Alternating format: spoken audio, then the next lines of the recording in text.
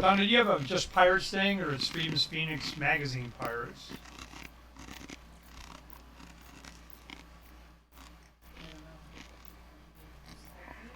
Yeah. Okay, I got this shit with magazines. Is there just a pirate? I don't know. Go back to hour one and all pictures. There used to be a pirate.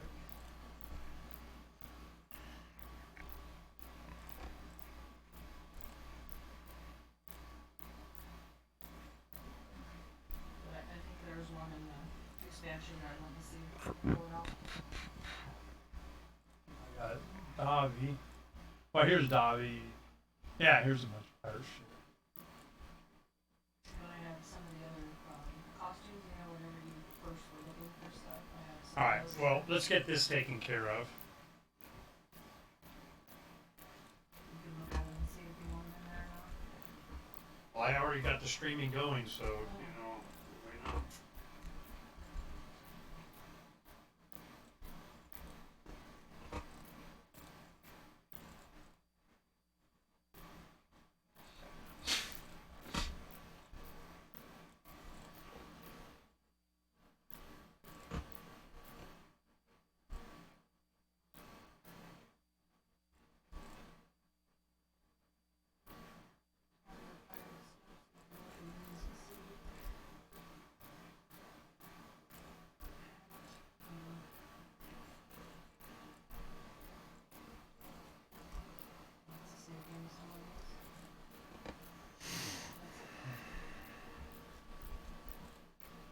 Okay, go back.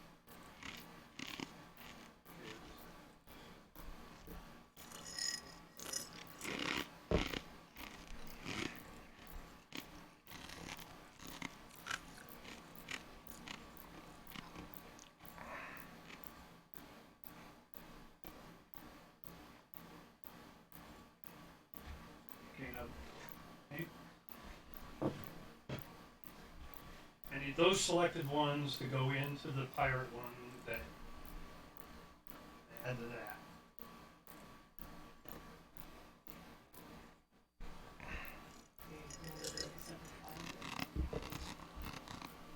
Go into the Dobby one.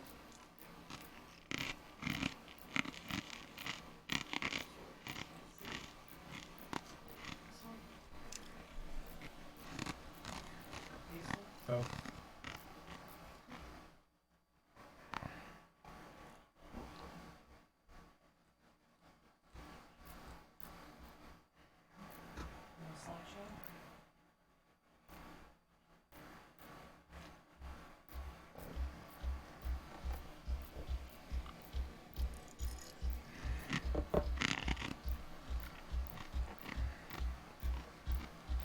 Okay, this is not all the other ones.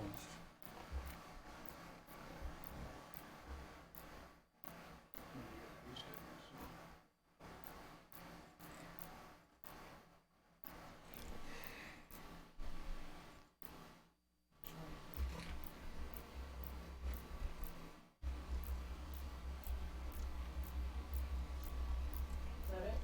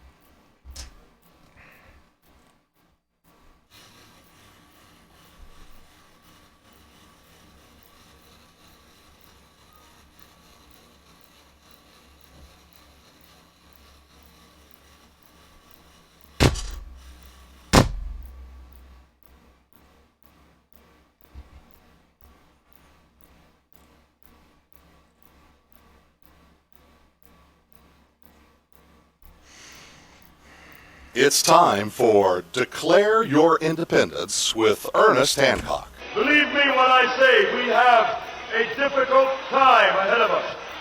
But if we are to be prepared for it, we must first shed our fear of it. I stand here without fear because I remember that I am here not because of the path that lies before me, but because of the path that lies behind me. I remember that for 100 years we have fought these machines. And after a century of war, I remember that which matters most. We are still here! Tonight, let us make them remember we are not afraid!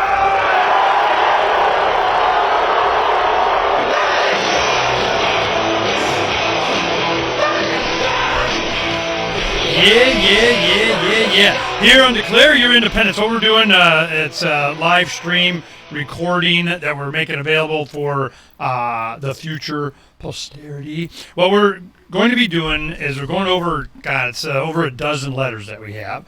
And the fourth letter of reprisal is Pirate Gossip Protocol. That may not be the final title, but, PGP.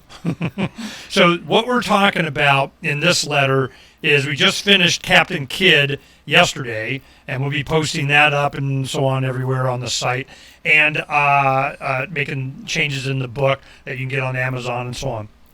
Now, the fourth letter of reprisal, she has been responsible for our letter on war, anti-war, self-defense from a female's perspective, the justice system, and this fourth letter. Her letters are been quite a bit longer, as has Captain Kidd and Dr. Idris Barber on open ocean medicine, on healthcare.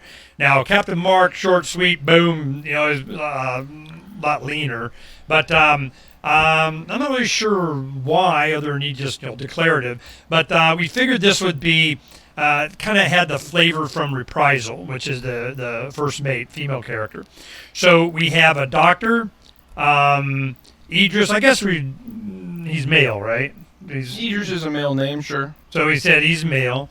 We have Captain Mark, probably male. We have Reprisal. She is female, and Captain Kidd is 12 years old, and we don't designate a gender. It doesn't have one. We just, like it's not important, let you guess what. Now, it has a little sister. So we finished that one. You go to, I don't think it had been posted on pirateswithoutborders.com. It's in the... What hasn't? Captain Kidd's letter. It's in the forum. So it's in the forum. And that's what we're going to encourage you guys to do now. You can comment as we're doing this for, both listeners, because we're just, didn't announce it or anything. We're just up, and really we're recording it. So lucky ones of you that, subscribed, or you got a notification, or you listened to the show earlier today, so we're going to do this. You're out there. Well, rock and roll. Now, this will be after we post this. Then people can go into the forum and they can yak it and so on, and whoever's there first wins.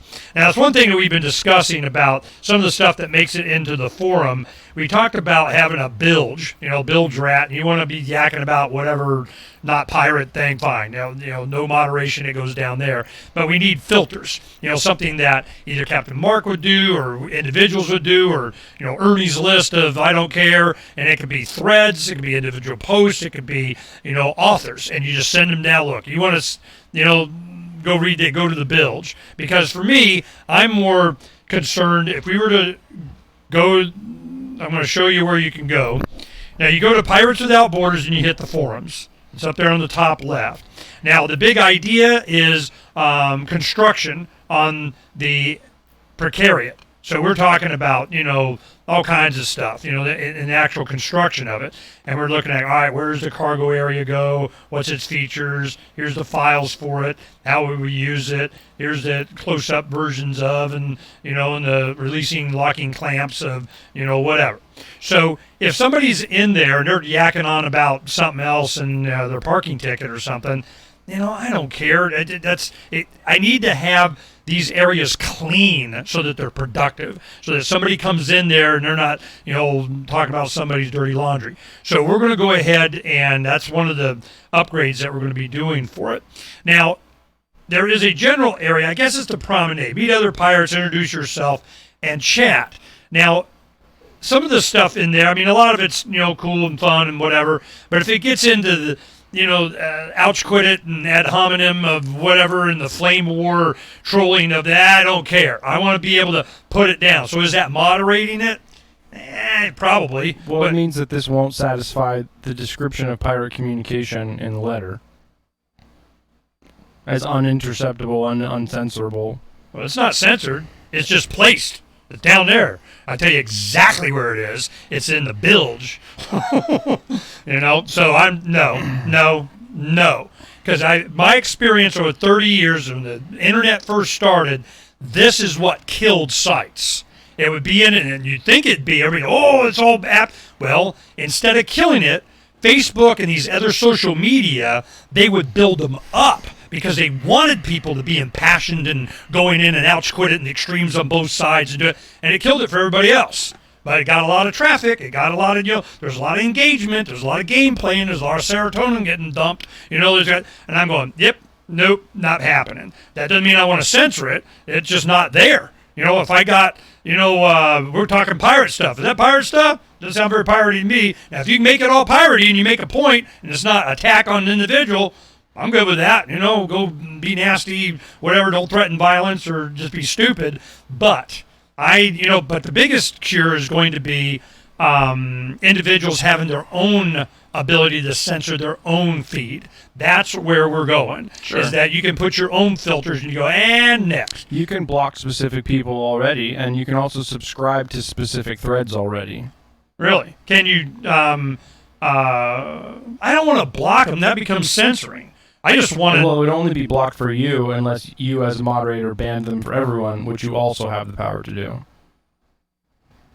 All right. The only feature that I'd want would be able to go, pick one and go bilge. It just goes into its own. I made a new category for it in my feed. So that one goes in, I'll go look at it, we'll look at it later. But if I'm focused on something, I'll be distracted, because that's what they've done. The social media, more than it's just, sucked you in, it sucked away all your time. Now watch us take 17.6% of the activism effectiveness of this entire Liberty crowd away for, 3.5 days. Boom! And they'll put some crap up and everybody goes ape crap and then they're not doing anything, So I sit back and watch this, and the emotional impact out, I'm like, wow! So my anger doesn't come from them arguing, because I don't care. My anger comes from how much it goes in on my stuff, or where I find something of value and I go in there. I don't even go. I'm just like, next. And I don't care. So I want to make sure that does not happen. If somebody wants to go flaming and have their pirate broadsides on, yeah, we could call it broadsides. It have its own area. So the thing is that people that like doing that, yeah, but then everybody doesn't see it when they open up the forum, and I want to be on top of. I'm going to go, yep, that's exactly why I do it, because I don't care. Anyway. So the thing you're going to want to preserve with a policy like this is exactly what we're talking about, and that is that you need people to have a way to share their experience of other pirates so that people can begin to have a reputation on the crew. If you don't let people share their experiences, then you can't develop reputation. They can share all they want, and part of that reputation, how many people send them to the bilge. Yeah. I think that's a really good metric. Matter of fact, that's where we should start with that metric. There might be a way to record that. That's a Derek question. And what we'll go ahead and do is we're going to go through, because this is what this letter is about. And we may go into an example between, Ben and Davi, and if that matters and so on. It's a good example. There's a place in this letter where we could insert something about the bilge. I'll put my hand up when we get there. Yeah. Because the bilge is, they call them bilge rats. You want to go and ouch quit it and so on and be bilge rats. And I can name off a bunch of people I already know they're gonna dwell, live, and be king rat. I mean, pace. I don't care. Go. Because is that censoring? Well, not sending it to the darkest corners of the internet. Hell, it could be one of the most a lot of times these are the most popular areas of a site, but not as the front page intro of the site. You go, all right, you want to go to the bilge? Let's go to the bilge, man. Let's go stir up some crap in the bilge. Boom, go to the bilge. You know, you can be king rat of the bilge. But I don't see that as any kind of an enticement for someone to come over that's interested about building a ship, and they're going on about no, hell no. You know, because that's why we did it. That's why I did it, is so that we could have a place to discuss the actual construction. Well, that's, I think, why you have a build-a-ship section as opposed to the general section. Yeah, see, the promenade, you know, I would like to have, take over the promenade. Everybody wants to take over a popular the first one. Like, oh, God, man, it just pisses me off. All this stuff I've experienced over 30 years and watched this happen. Have stuff just go to crap because of this. So I'm going, all right, well, then we call it the bilge. We can set it up right now. You know, let's go. I don't know how to do that. I don't know. Let's go find out. Okay, how did you set up this particular one? General. I set up forum. absolutely nothing about this. We go set up unanswered topic, after topic, search, forums, members, different forums. Yeah, how did this one get done? The general. Yeah, whatever. We'll worry about that later. So this is what we have guys working on, is that instead of promenade or the big idea, precariat design contest, we'll just have another one. It's the bilge. So when you hit something and say, yeah, I'm sending that thread to the bilge, or I can send that writer to the bilge, then I don't have to worry about it anymore. I like it. This is a good example. This is, but, will people go to the bilge? Probably. They go, oh, you sent me to the bilge. I did you a favor. Okay, you go, yak it and do whatever the hell you want down there, peace out. So, yeah. And that way, individuals can send it to the bilge. As a moderator or having the power, we can send it to the bilge. We go, this doesn't have anything to do with this. Bilge. See my point? So, who gets to make that decision? Eventually me, So I will not allow this to turn into, because when that happens, people go there, they'll stir up I got a bunch of attention and it destroys it, and then they go to some other platform or another thing. And I'll guarantee that over your life, that has happened. You go to one, it has a bunch of activity, it's all great, wonderful, and it just kind of loses and you don't go there anymore. And you go to the next one, and you go to the next one, and you go to the next one. A lot of the times the people that love that the most, they are transient the most. It is not like they have this one place, because nobody goes to it then. So then they go to another one that's popular, trash that, and then they go on to the next one. That's not going to happen here. That sounds like a much more market-driven approach to filtering. If a person gets bored and leaves because no one was interested in them, that's a natural process. It doesn't take any attention. If you have the ability to push them into an area where they're not constantly injecting on you. It happens on Freedom's Phoenix. That's why I don't push until we get some other stuff changed. You go to the forum. You go to the Freedom Forum here.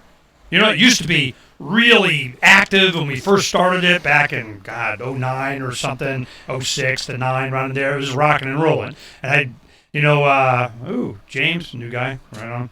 Pure Trust, and what's some of the other guys in here? These guys, they look at this. It's one after another after another after another. They can't not comment, and there's a couple of others in there, but it's just they dominate it, and you can't say anything without them jumping on it and having a response, whether they were involved in it or not. They're just, it's just this is where I banned people on the whole entire site.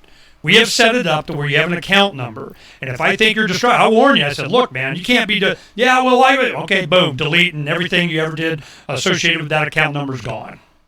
Yeah, but I posted, where's my gone? But I thought, and I added the picture, gone. So this is, I want to make sure we're really clear on this.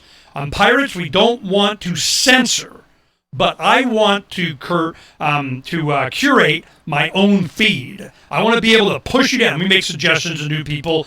These are people to be banned, or as accounts go into the bilge, or threads to go into the bilge. It is not there for you to, beat your head about whatever the heck it is. It has nothing to do with what we're doing, which happens all the time, not here.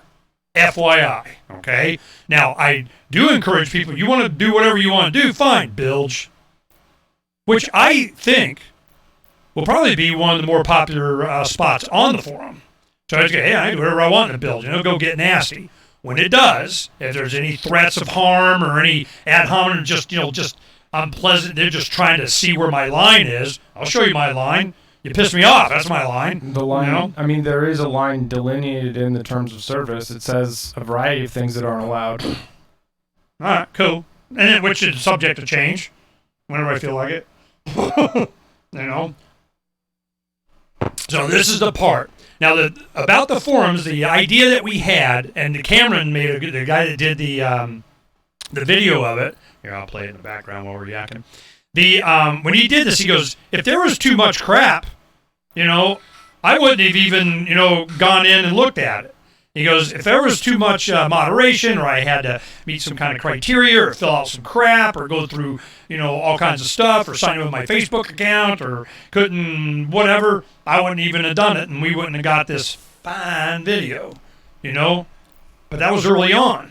So I'm going, all right, so what would be, the criteria that we need to, kind of foster that kind of innovation and work too, as opposed to having a vehicle to distract from it.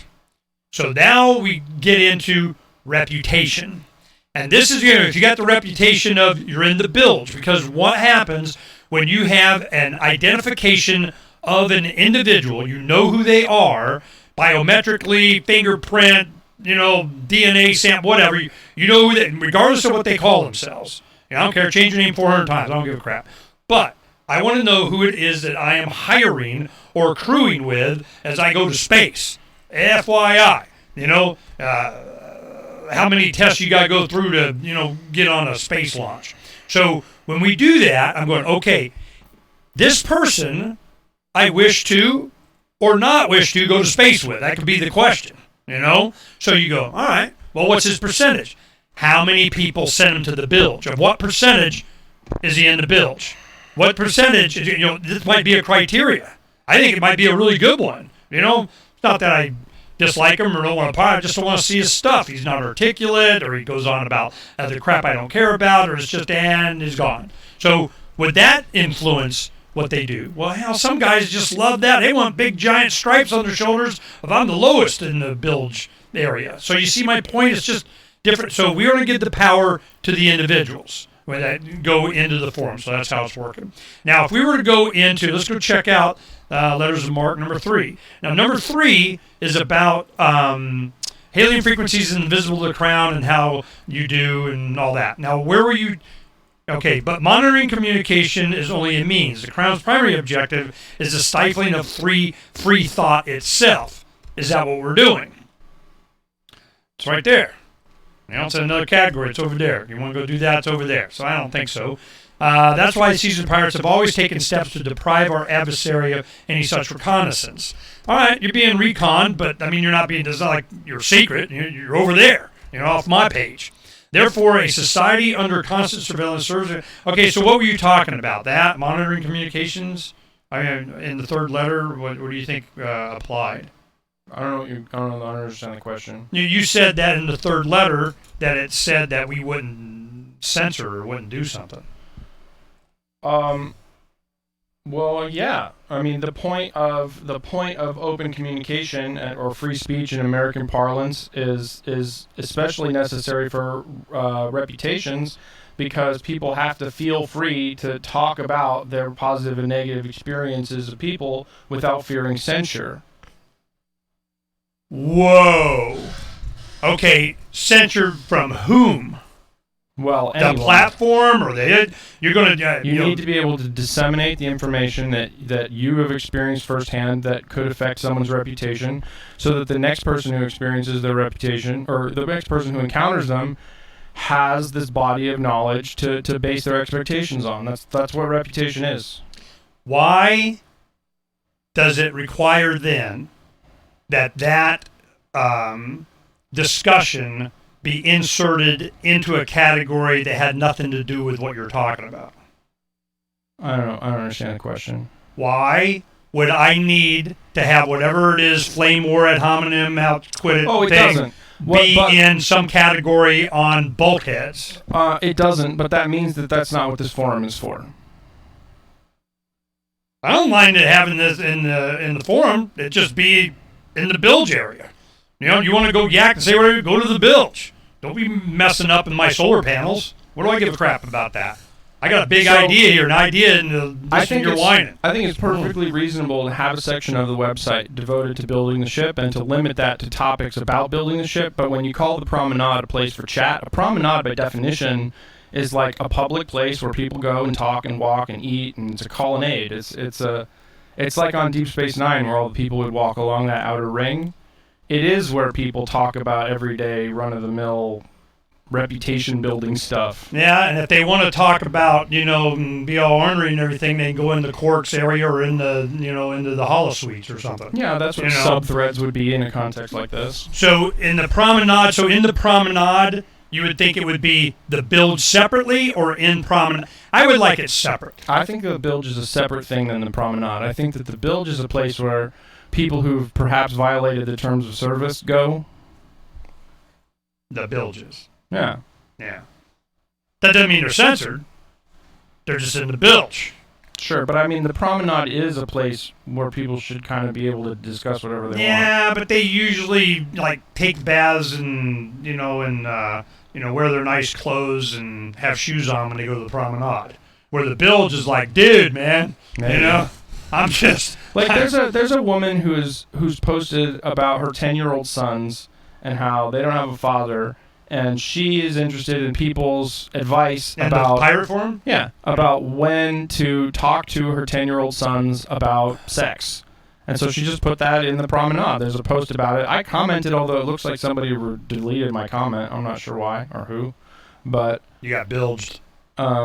I think that's perfectly reasonable if users want to come in and ask us whatever questions they think that they want answers from us about. I mean, I don't have a problem, but I'm not obligated to answer. Yeah. And that's what a lot of times happens. See, I'm old enough to remember when email forums first started.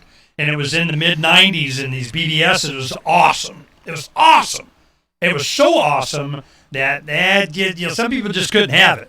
It gets to the point that whether these people just did it because, entertainment, or they did, which is probably likely, the whole South Park episodes on that, they did it for entertainment. They don't have anything else to do. It's whatever rush they get in their head because they're just jacked up. Or, it was they hire those people and they go do it to just, make you unproductive and it's gone.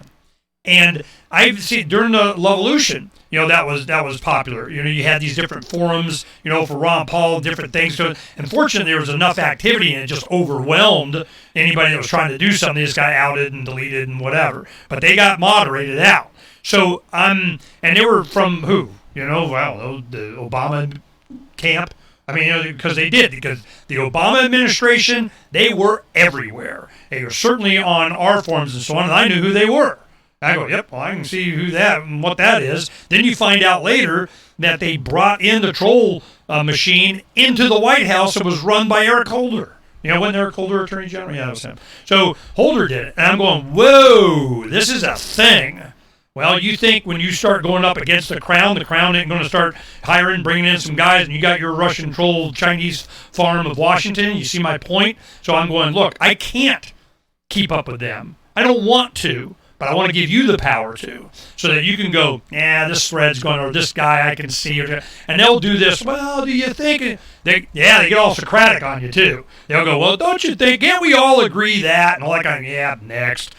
So this is a feature that we're going to be working on right now, and the reason is this letter, and because this letter is about reputation. Now, we had Stephen Kinsella on the radio show today.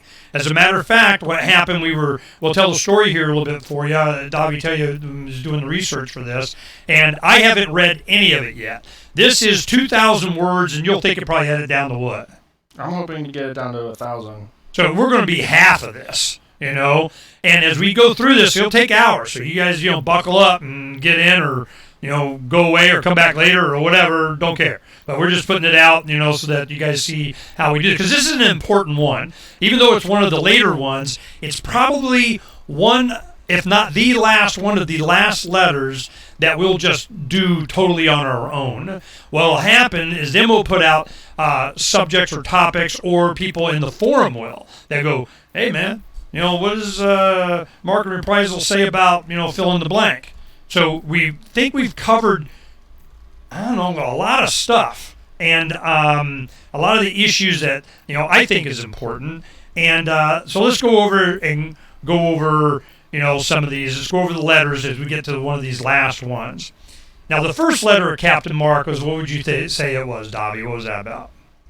What was it about? Yeah, I mean, why we do the first letter is, I raised my black flag because you suck. I guess it was a explanation of each of the sections of the website and why those are significant to the enterprise of piracy. Yeah, that's why we did the communication, energy, shelter, transportation, medicine, that kind of thing. So when we did that and we talked about it, but the real meat of it, is kind of, and let us detail to a candid world our reasons for our separation kind of declaration thing. So we did that. Now, the real main thing in here is just a couple of paragraphs up here up top. And what it said is, I am no revolutionary. I have no desire to reform your system or run it my way. If you want your servile life, keep it. But know that the Crown can never be trusted to abide by its founding charters, nor to keep its treaties, nor even to play by its own rules. Put simply, the Crown cannot be trusted. That's why I raised my black banner, why I'm opting out.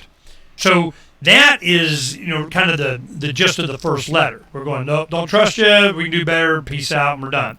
The second letter of Captain Mark was the standard by which we would judge a cryptocurrency, or any currency, for pirate and anonymity and, it can't be stopped, the transaction, it's there forever, record, whatever. So we do that. Third letter is hailing frequencies invisible to the Crown. We don't want to be surveilled on anything. We want to have private communications and freedom that comes from that. The fourth letter is on intellectual property. This is, Stephen Kinsella, deal kind of, participated a little bit in writings and stuff that he did. And a lot of people. I mean, Dobby does a wide breadth of research on this. Comes up with 200 pages or something, and then it gets whittled down. This one started as 180 pages. Damn.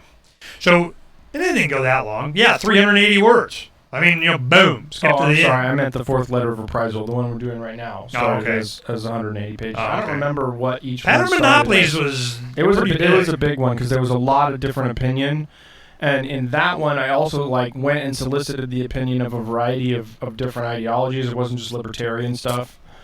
Yeah, it was communist, socialist, mine, whatever, everything. Mm-hmm. So we went through this, and a lot of it's repetitive, and then you get different ideas or you address different, and they're more declarative. We're not sitting there arguing a position. We're just saying, look, this is it. This is how we are. Peace out. So pattern monopolies, intellectual property. The fifth letter was first contact protocol. We started talking. Now, this is one Paul Rosenberg was not encouraging. He didn't even want us to write the story. He was like, you're going to scare people. This is, it's not that bad. We can do whatever, and you're just going to, if you don't know what you're talking about, whatever, we're going to do it. Wait, so he didn't want us to write this story. Paul Rosenberg didn't want us to write first contact protocol. Yeah, because artificial intelligence and robots and stuff, he didn't think we were knowledgeable enough to not scare people unnecessarily or something. I mean, that was something like that. He was kind of nervous. I mean, after we did it, of course, it came out awesome. But I've got a lot of good feedback on that one. It's some people's favorite letter.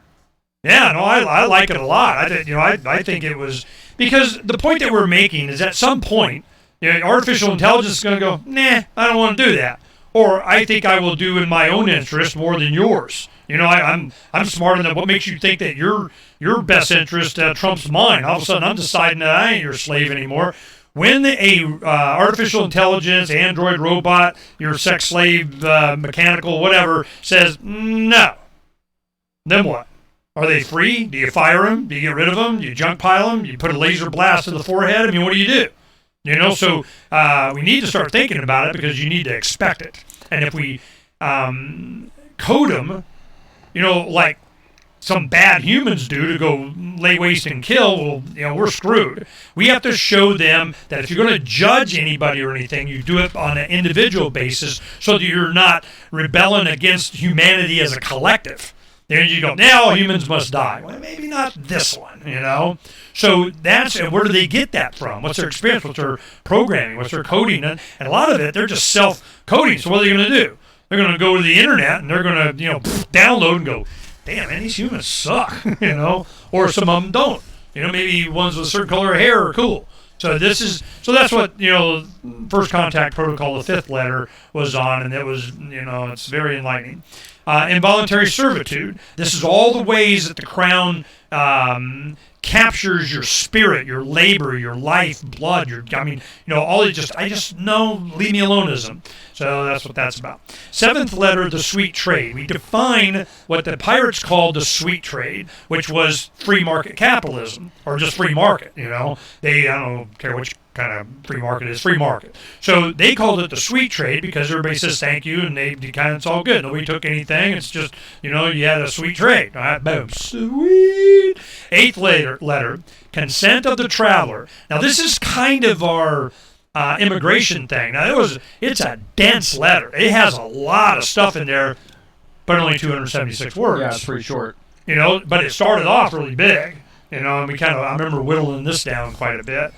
Part of what happens too is that when you pull from sources that are ideologically different, like if you pull from libertarians and communists at the same time about the same topic, you'll discover that they're both saying the same thing. They're just using different words, and so then the question becomes, what words are we going to use? And it's usually pirate words. And so either of them could probably understand the point from their own perspective because they're saying the same thing. They just use different words. We use pirate words when we can, but a lot of times a lot of words come from pirates. They clearly defined what it was you were doing. There's not this, big, long, drawn-out 4-word title of some act of "we love you" crap. It's a pirate goes, "Hey man, you just Shanghaied me." Well, what's that? Well, that's a universal draft by the Department of you Shanghaied me. Okay, so we define these things and we use that. So consent of the traveler really was basically we can go wherever the heck we want. Why, who am I? We only respect private property. Who's to say with the king? You got a king there says I can't go in the forest of what? So this kind of thing, we could travel around the world. We can get off planet. We go, who's going to stop us? Kind of thing. So anyway, consent of the traveler is kind of not really an immigration thing. It's just a freedom of travel. Of going when you come up against somebody else's property. Well, then you might have to worry about, but coming up against nobody's property or everybody's property or something. So anyway, we address a lot of these things in there, and I think we do a good job. The ninth letter, the decentralized age, is kind of, we were thinking we're getting towards the end of, all right, what is all this about? What are we doing?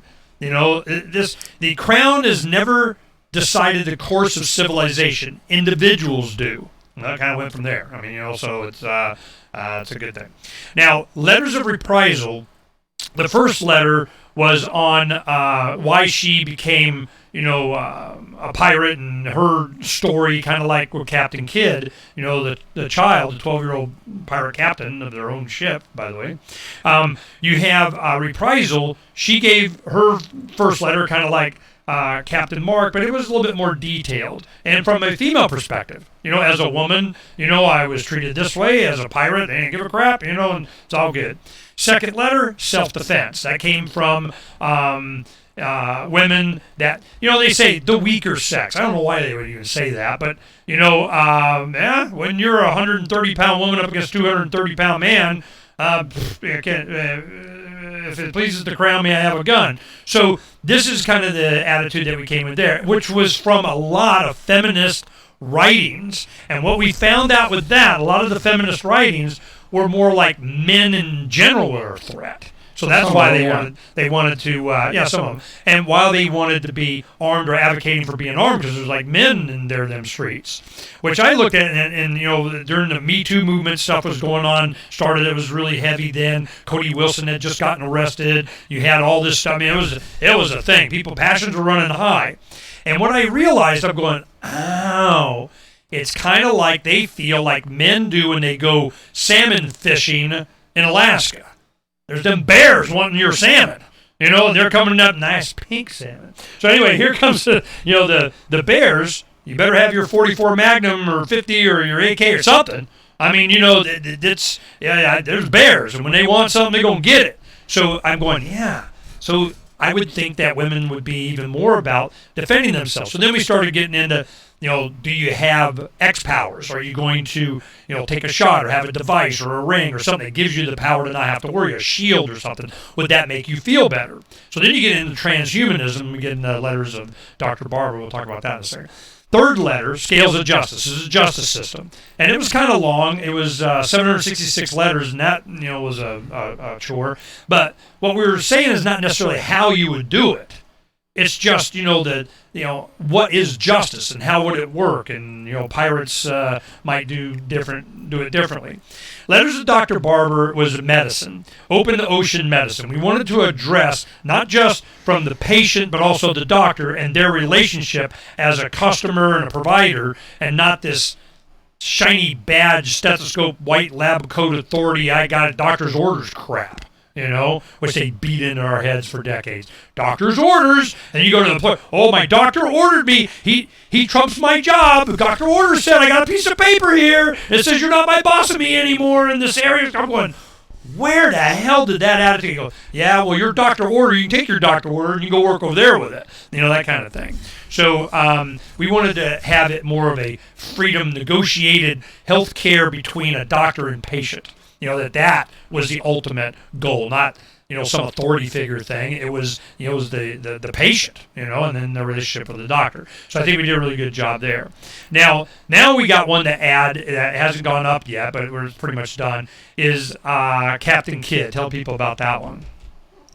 Well, this is, again, another new character, so it is in part a story of how Captain Kidd found pirates and why he joined the pirates, but more so than that, it's also the story of a kid who is sort of taken from his parents and thrown in the foster system and sort of abused in the way that the Crown does. Sort of, he has no say. He has no power, authority. He's treated like property, and he's put into, the custody of people who are using him for state subsidies, not because they care about him. Or molesting, or on the sex traffic, or on whatever. They're not his best interest at heart. Yeah, like all that stuff is sort of implied, but it's not terribly specific. Yeah, he didn't stay long enough to get he got it, man, or she did, whatever. We don't. Because Captain Kidd is also a stand-in for every kid in the world and what their grievances against adults might be, and that's why it was important to be a kid, not a teenager, 12 years old. This kind of started, his little trek started, or hers, whatever, at 9. It's a few years, all of a sudden 12, and how they wound up with the ship. If you've ever known a really smart, worldly, brought up well, product of like homeschool, kid, a farmer, a kid of a restaurant owner or something, that did actual work, you could see, of course they could do this. But it's also at an age to where the hormones haven't freaking totally ravaged their brain, and it wasn't necessary then to identify Captain Kidd as a male or female. Yeah. It could be it's a trans pirate or whatever. I don't care. So it hasn't been an issue, and I don't think it really needs. I mean, maybe now that character has a little sister. Yeah. That's the whole point, going back to say prudence, Prudence indeed shall dictate I'm going to kick your ass. I mean, so this is, we should have done that, that'd be good. But something like that. Now, then we have the Pirate Code and EO parlance. Now, the Pirate Code was the first thing that we did.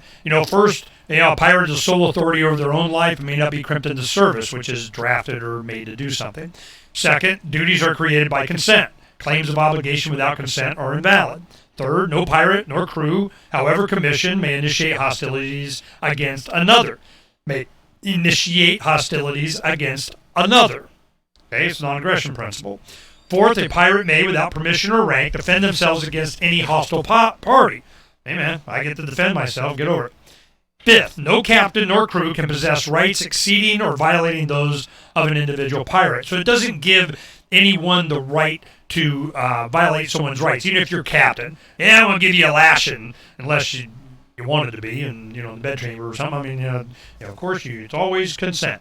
Then, so if you agree that the tyranny of the crown has sailed on the sea and land long enough and wish to shake the shackles of the world, then boldly declare a pirate's life for me. Now, EO parlance is the all of the pirate sayings. Tell them how you did that. Well, I mean, it comes from a bunch of different places. You can find pirate lingo online. You can find these sort of like dictionaries of pirate language, especially places advertising Talk Like a Pirate Day.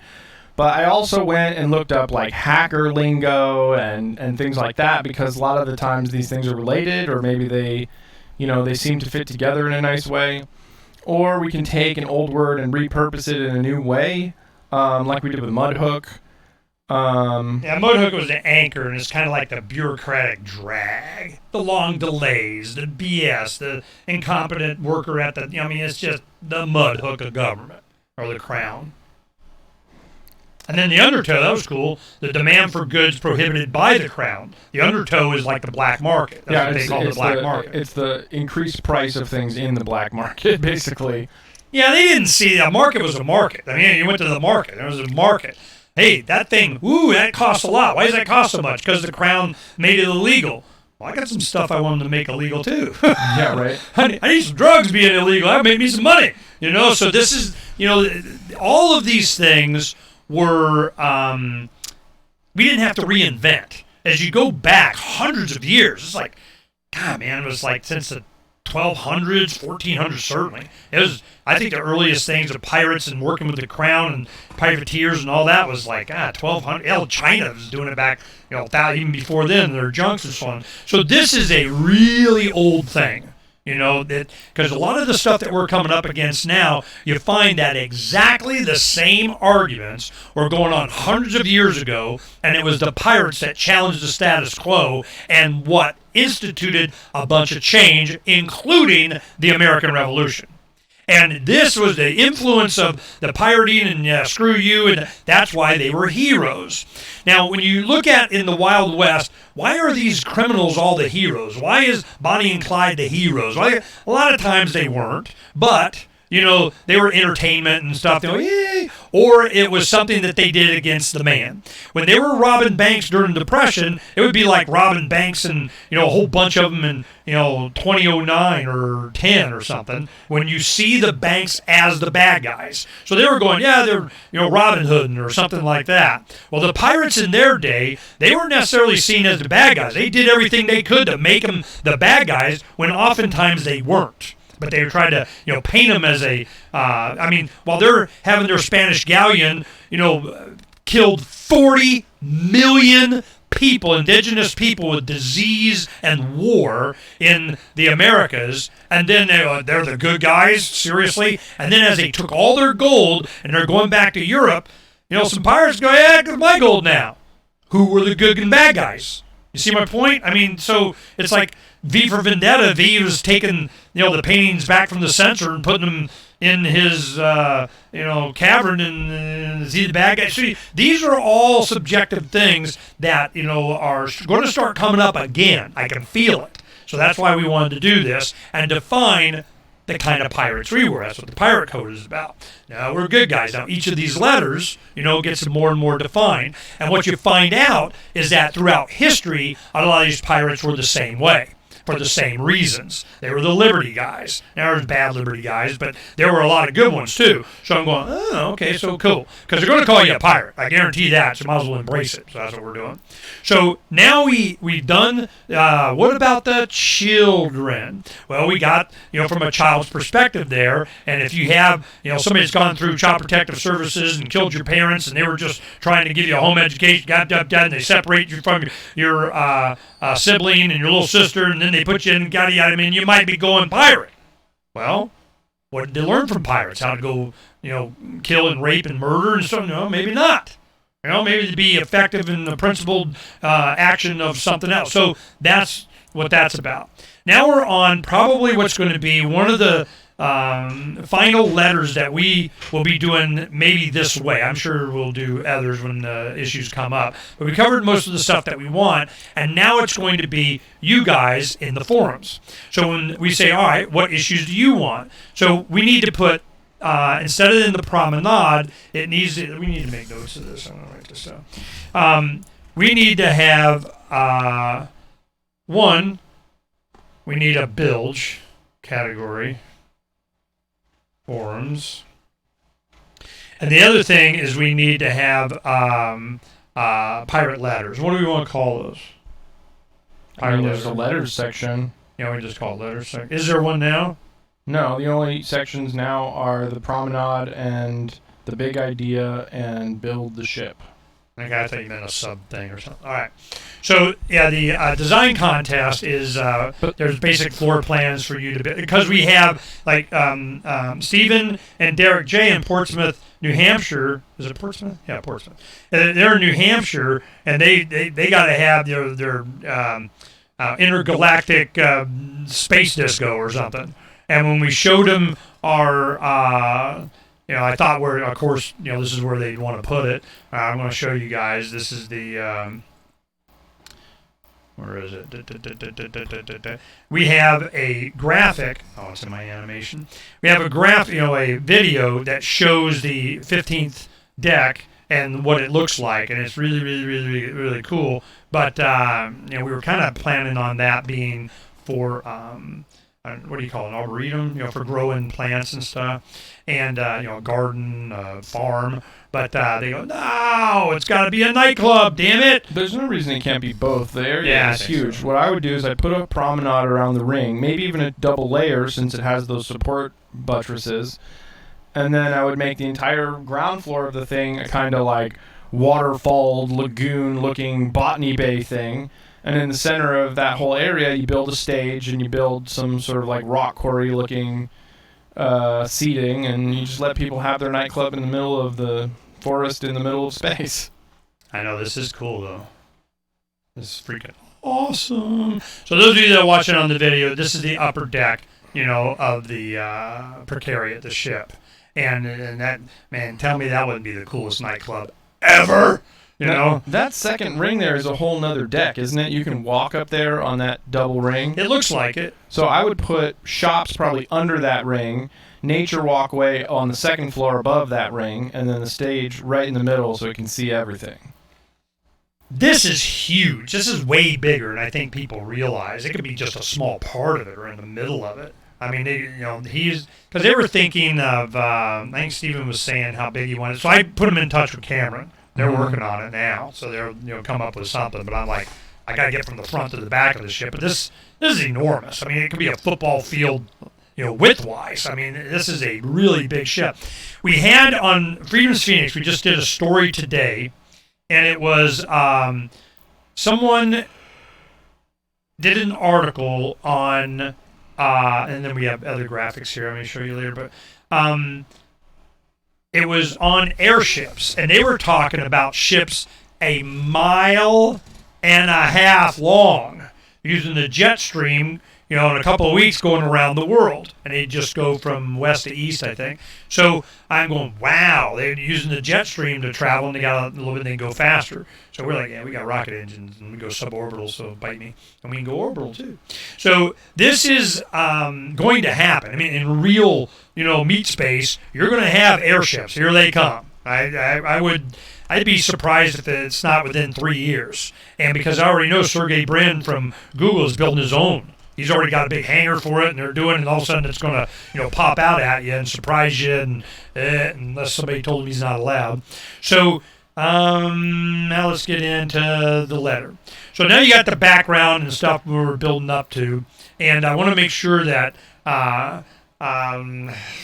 we just have this recorded of our process. And we've done it for other letters and had other guys involved too, but since this is one of the later ones, and we're going to start taking it to the forum, we're going to start going, all right, let's do it. You guys bring up some issues, and then you start doing some research, and we'll get, crowd resource effort in this from pirates. That'll be fun. For that matter, create your own characters and write your own first letter of so-and-so. Or your own pirate code of your ship. Yeah. Because that's the one thing. They go, I want to do your own ship. No, I don't care. Because the pirate forum doesn't necessarily have to be just a Precariat. You could have your own ship. Sure. We'll go over that ship. And then you could have you don't even have a bilge on that one. You could be all, yeah, fine, go over there, man. Kind of go argue on the argument ship. But because I can see the power of the forum. I want it to be the way I grew up and how effective and useful and enlightening and exciting it was, instead of seeing what happens to people that go on Facebook. They go on Facebook. They come out freaking fried, crying, pissed off, depressed. I mean, I'm going, whoa. And then there's somebody else on the other end that got pleasure out of it. Ha ha, they deserved it. I'm going, whoa, this is unhealthy. You have your own ship, go do that, peace. But over here, nope. Yeah, but you're not getting, no, I'm not. So I don't care. So we'll do that, and we'll just see which one works. Because if you can do it from the same site, then peace out. Go get your own damn ship. Davi's going to have his. You have your own ship. You got a shiny badge, freaking airship in the Pirate Cove already, anyway. Yeah, I got the Black Sail. And you got the Black Sail. That's right. I also have blacksail.com. So I mean, there's no forum there, but there's something. That's kind of, somebody starts their own category. They could have their own pirate ship and have their own forum on the forums. Just get your own page. You can go be all crazy all you want. You could, in a sense. I mean, because everything that you post as a thread is sort of yours to play around in, and so if people are commenting on your thread and not others, it is, in a sense, your thread. Yeah. I don't think it is a make thread. Categories, though. Well, see, this is what happened. Well, we're going to change some of the coding and stuff. That's another thing that we're doing anyway. But we had already talked about that. We just haven't got to it yet. But that's why I don't spend a lot of time on there, because it's not going to be the structure that we're going to be mainly doing anyway. So I wanted to make sure that it was useful. Now, if it's going to be where people want to go to, fine, it's over there. It's another ship. It's in this category. Peace out. I don't have a problem with that. But they won't get enough traction, so they have to try and seed the main page. They have to go. They go where the traffic is, and they go, I want to go mess up this because somebody's got to. You have to pay attention to me. I already know what's going to happen. No, I don't. Boom. You're over there. Okay.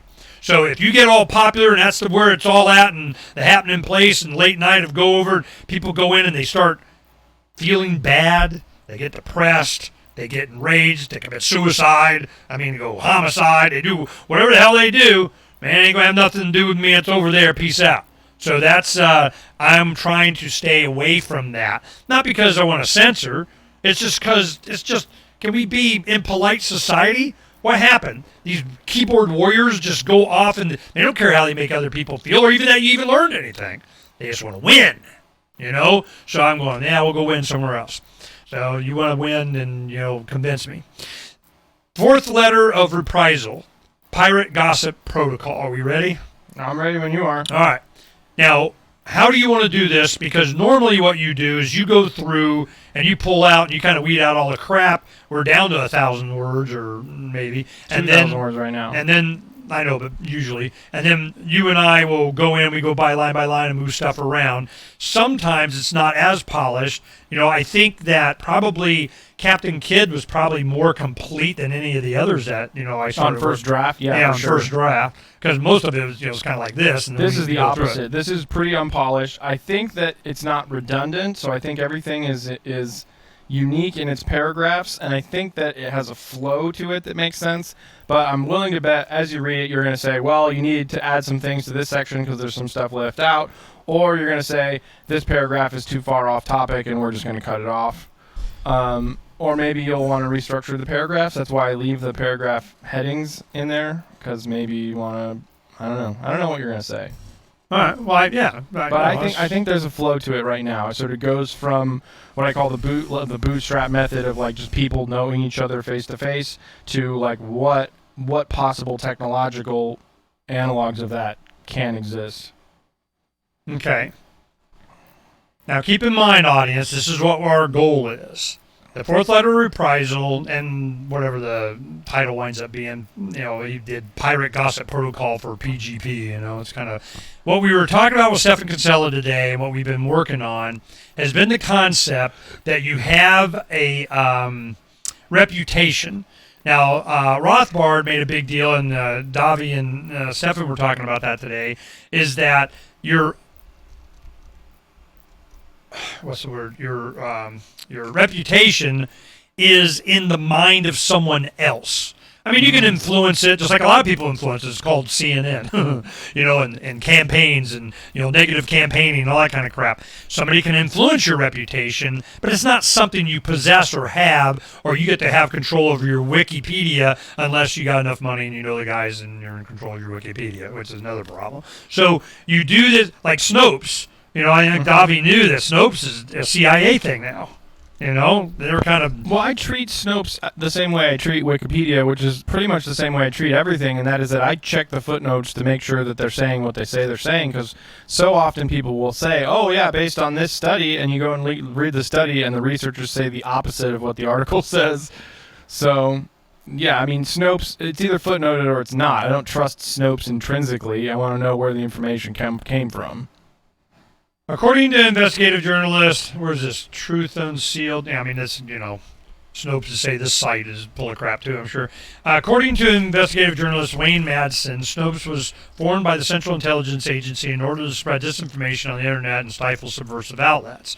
Fellowshipoftheminds.com reports from Madsen for subscribers only report, yada, yada, yada, yada. On April 19th, 2016, WMR reported Snopes.com is run by a California couple named Barbara and David Mickelson and founded the San Fernando Valley Folklore Society. The Mickelsons chose the name Snopes because it's the name of a fictional family featured in yada, yada, yada, yada.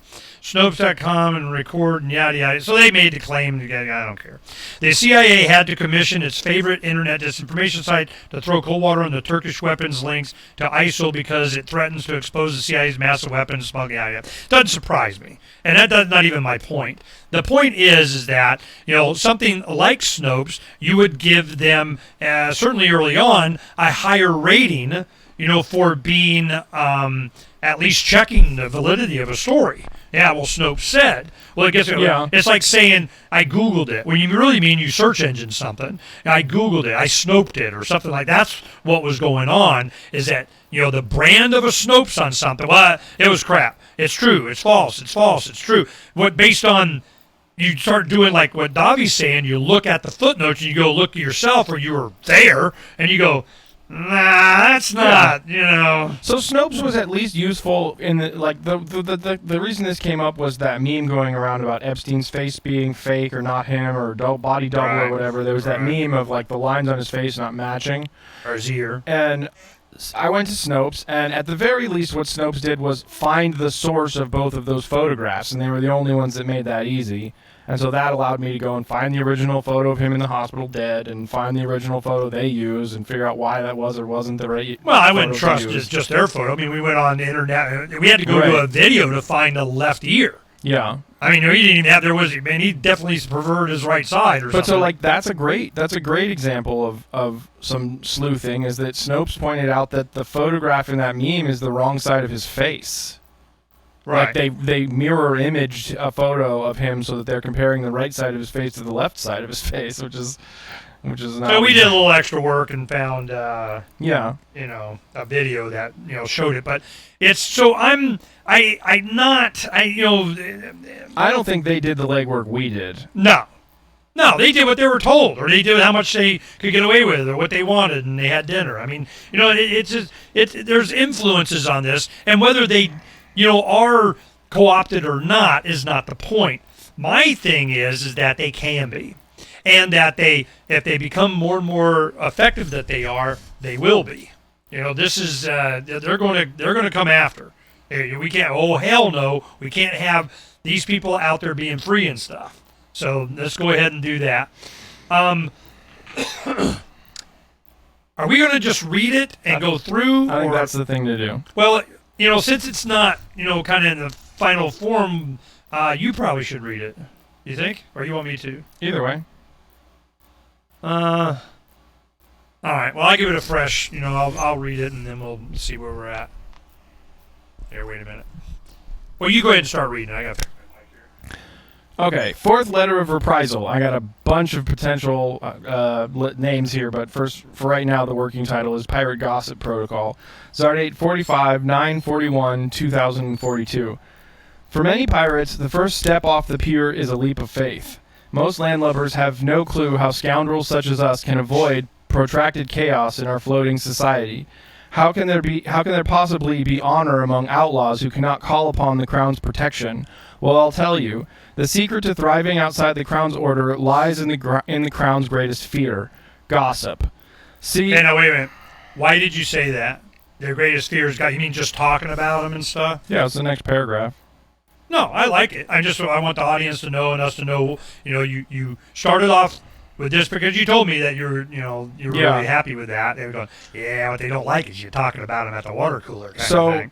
one of the reasons why I think that's so relevant is that that's essentially the conclusion of authoritarian sociopathy. That if you look at those experiments, the times when authoritarians sort of back up and return back to the morals that they espouse is when people start to make fun of them and undercut their legitimacy. And so gossiping about them was one of the ways in which psychologists said that's how you can rein in politicians, is if they feel like they're being made fun of. If they feel like they're not being taken seriously, they'll realize that they've gone too far and their predation is too great, and they'll try and go back to something a little safer for them.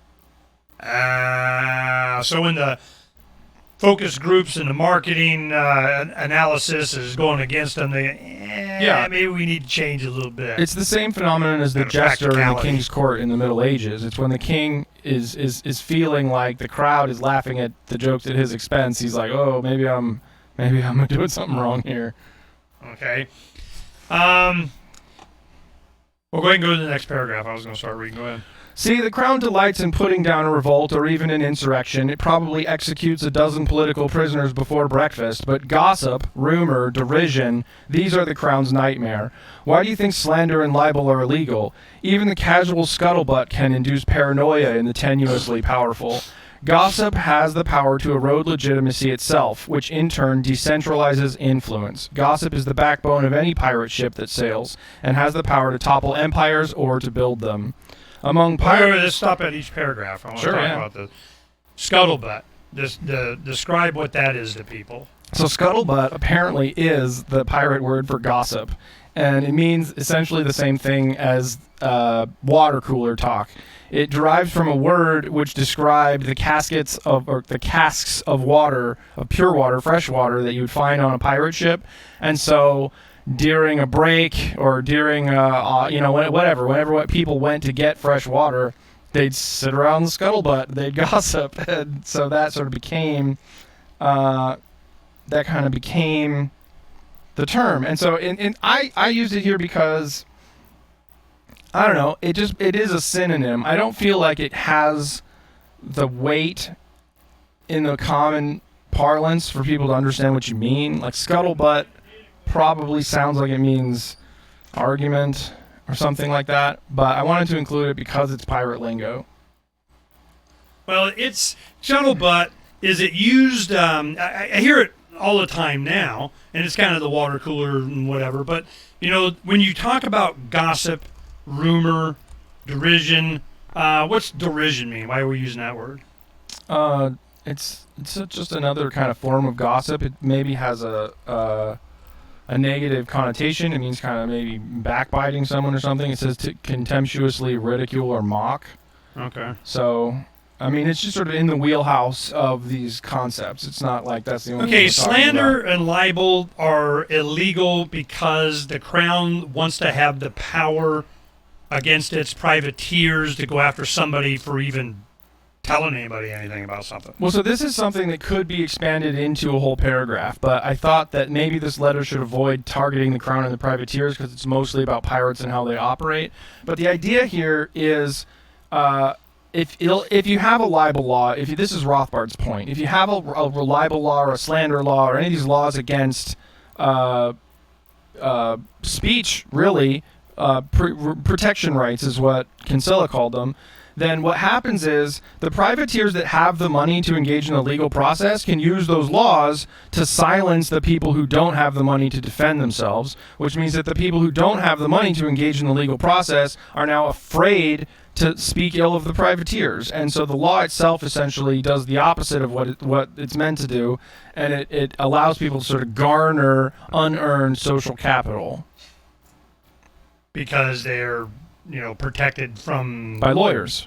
Yeah. Because if you couldn't involve lawyers, all they could do is try to actually rebut the accusation. Well, this is what we're seeing right now. This is what WikiLeaks is. This is what the like we discover the Panama Papers. This is we get so and so's emails and such said whatever about it, and they go on. I remember when CNN goes now you can't look at them, but we did for you, kind of thing. Yeah. Like, right. Yeah. So it's with the internet now and the capability to share with people, I don't know that these libel and slander, and I think that's what Stephen Costello was talking about. It doesn't really apply anymore. It doesn't work. Yeah. It's not enforceable. So we could cut that out because I really don't want to go that direction with this letter. It's not a critique of the Crown's legal system. It's a point that Rothbard made, so it kind of got included. I'm not for taking it out just yet, but gossip, rumor, derision, these are the Crown's nightmare. Why do you think slander and libel are illegal? Yeah, I think it stands. Okay. Because they use it for protecting, the Crown is just like this imaginary construct of people, but they use this government thing to protect their friends. Yeah. If you go after Lockheed for them doing I give you an example. We had a story on Freedom's Phoenix, or it's going up this afternoon. What is it? Today is August 21st at 3:16 in the afternoon in Phoenix, Arizona. And there was an article about you could buy a fully combat-ready, got all your arming missile ready to go, navigation and targeting kind of ready F-16 that you could buy for it was like $8 million or something. Mm-hmm. And I'm going, what? Of course they want you to be an arms dealer, then he can buy it, and then you buy it from him.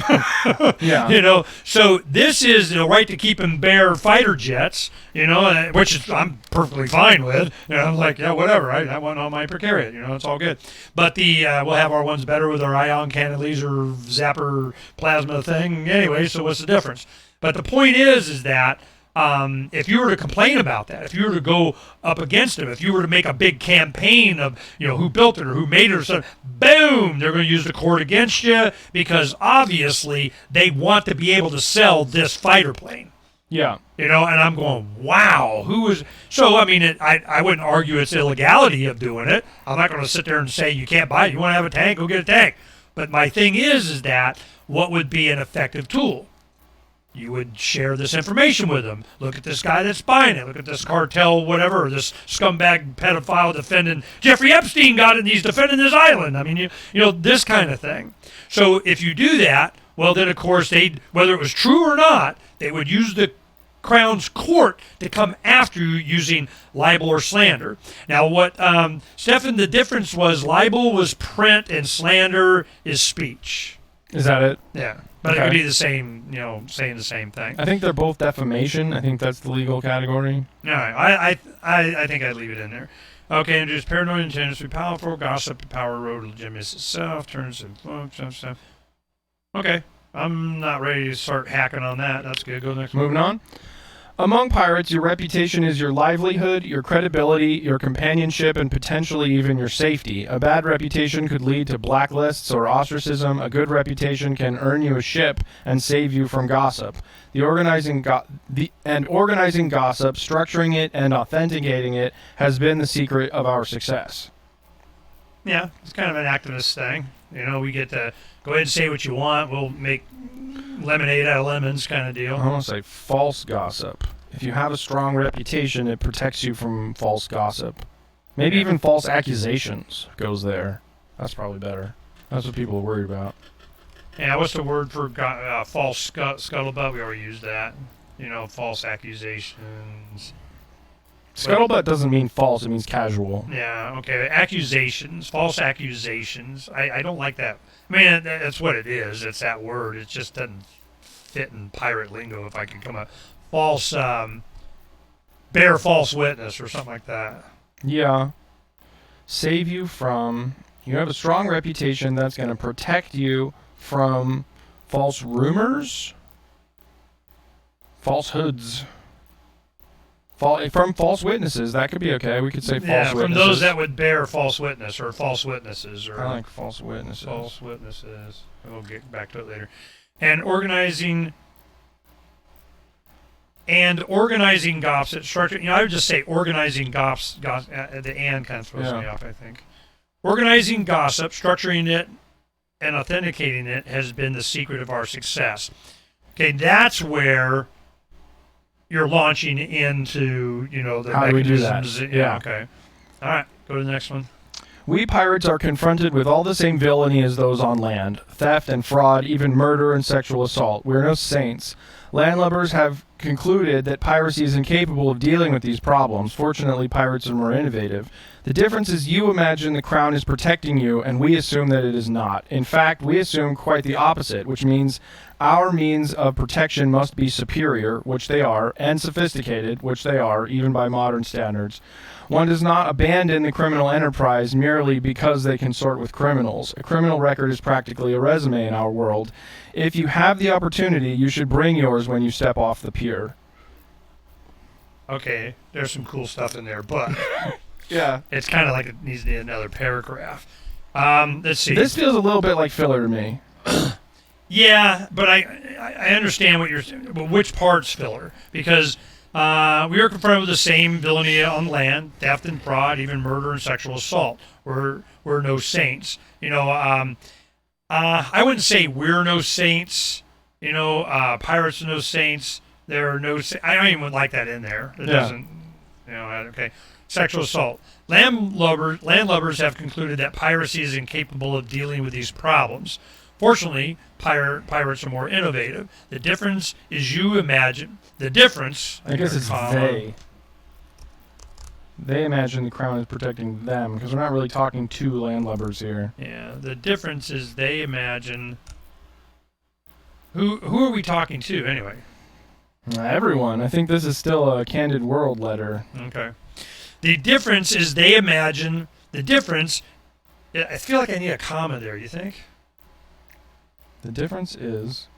The difference, comma, is. No, I don't think so. All right. The difference is they imagine the crown is protecting them and is protecting them. Comma. And, yeah, I think a comma there. And we assume it is not.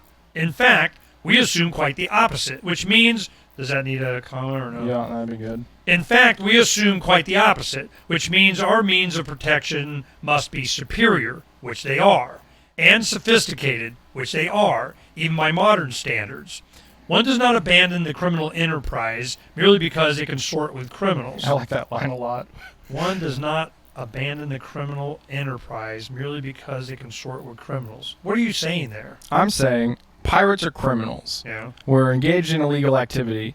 Landlubbers look at us and they say, man, how do these criminals find enough trust amongst themselves to organize? How are they not constantly murdering and raping each other? Which was a good question for me in the beginning. Yeah. I'm going, how do you maintain being a captain against a bunch of pirates with swords and guns and stuff? Right.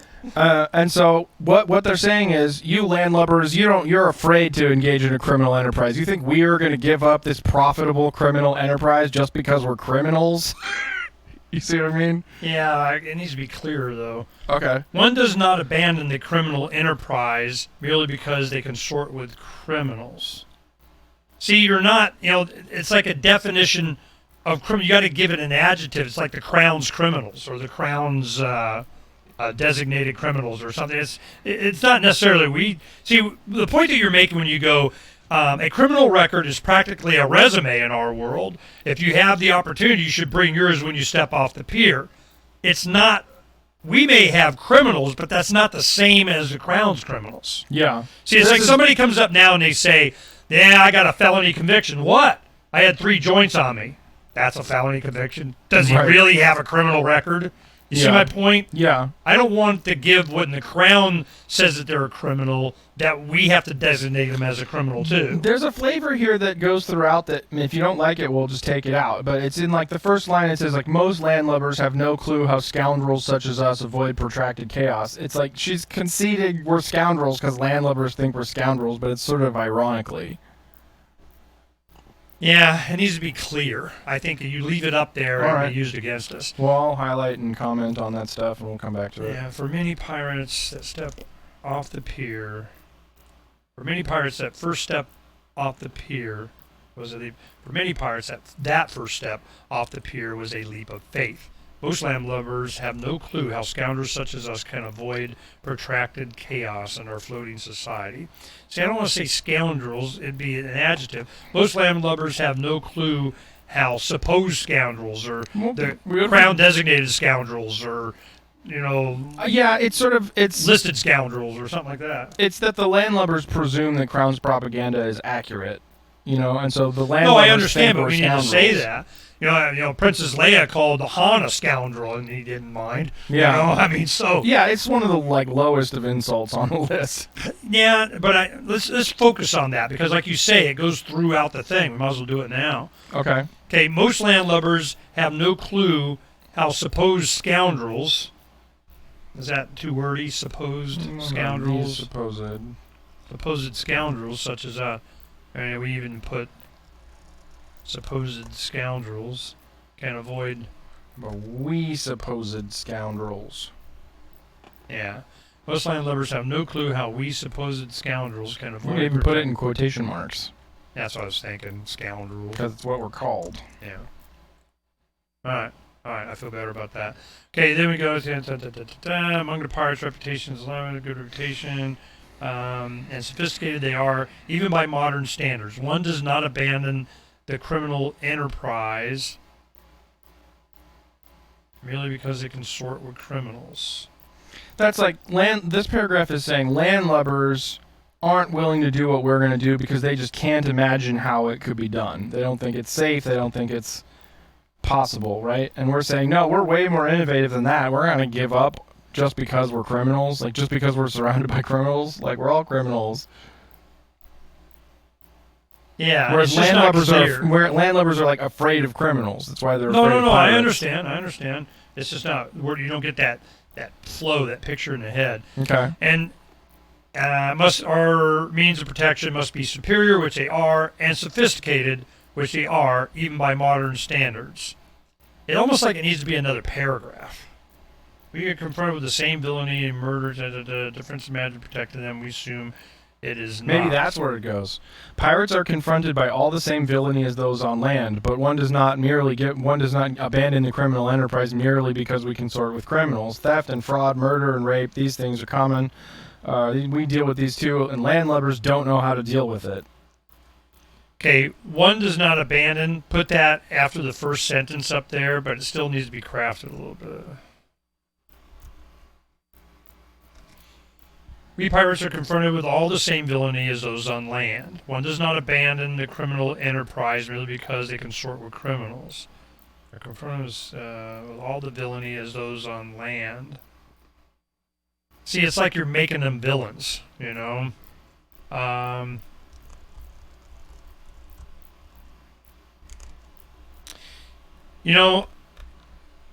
I want to take that sentence and put it at the end to use somewhere else. I think it throws off the whole thing. The criminal enterprise one? Yeah. All right. Because I understand what you're saying. It's like, just because it's against the law and you're a criminal doesn't mean I'm going to abandon it. It's profitable and people and doesn't violate rights and I don't care and bite me. But it's not. It's almost like it needs to be surrounded by much more. See, that's the other thing is this is a letter where every one of these paragraphs could be expanded if that's what we want to do. I know. That's what I'm trying to avoid here. Or we could, because you kind of make that point up. The point's already been made up here. Most landlubbers have no clue how we supposed scoundrels can avoid protracted chaos. Let's see, we do it better. They don't like rumor. Among pirates, your reputation is your livelihood, your credibility, your companionship, and potentially even your safety. A bad reputation could lead to blacklist and ostracism. A good reputation can earn you a ship or save you from false witness. Organizing gossip, structuring it, and authenticating it has been our secret of success. Now, when you do the sorting with criminals, it seems more like it needs to go in that paragraph. Your reputation, but your reputation is not based on the Crown's definition. Yeah. And that's where you get in the criminal thing. You see what I mean? Yeah. Well, go ahead and paste it back up into the second paragraph and just expand on it a little bit or define it.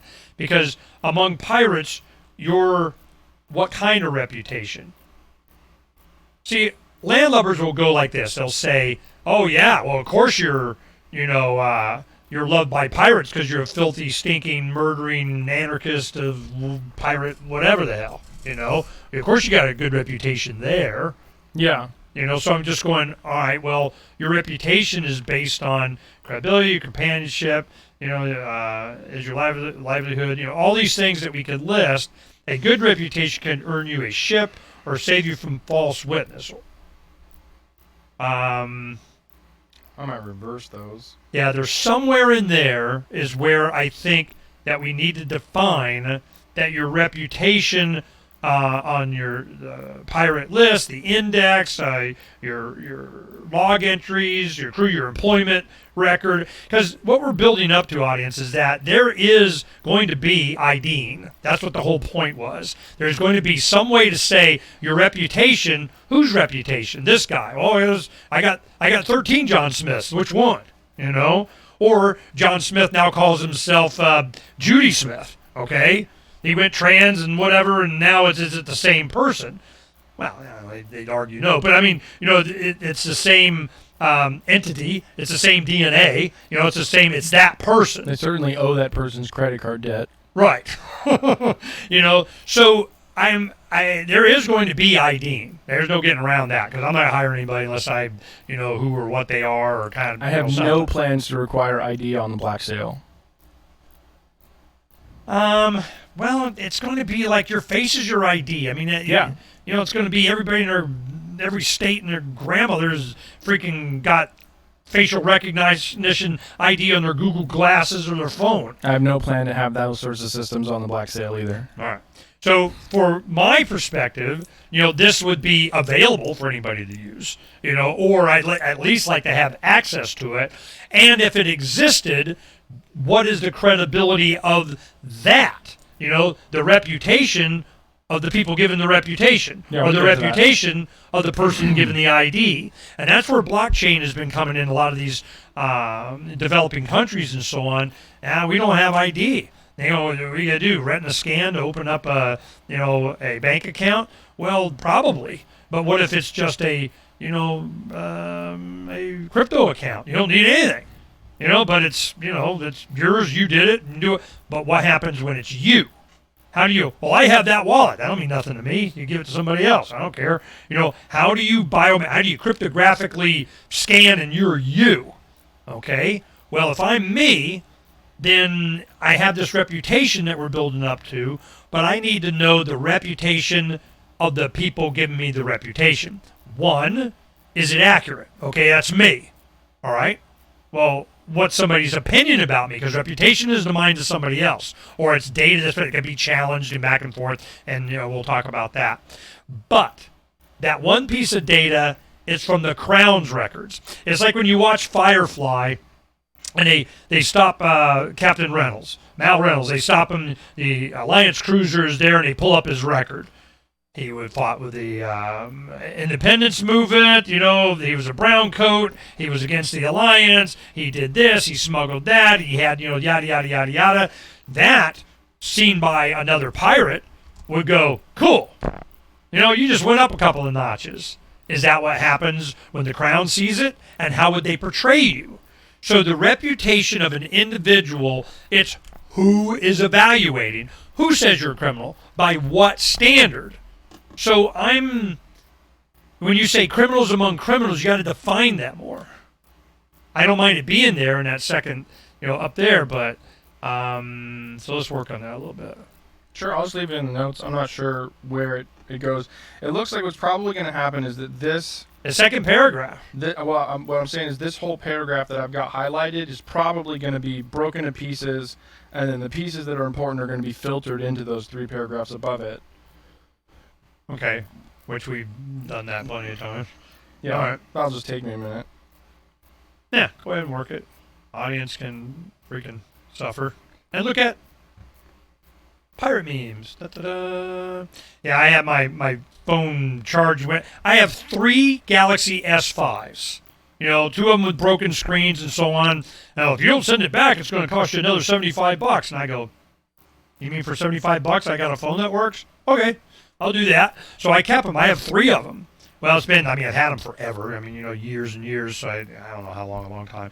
Longest I've ever had phones. But I, get the broken thing or it won't work, I get another one. Well, the third one, it just stopped charging, whatever, I don't know what the hell's wrong with it. Called Assyrian just a few hours ago, the insurance, and they said, yeah, we can send the guys out today and they can do it for you. I go, really? Okay. Well, send your surveillance team out here. So they're in there doing it now. We'll go check on that while Davi does this. And you can yak with the audience if you want. I'll be right back. Drink? Sure.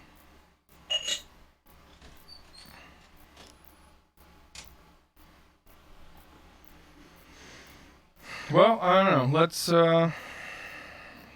check the forum, I guess. We got 6 views on the letter. If anybody has any comments, they can put them in there.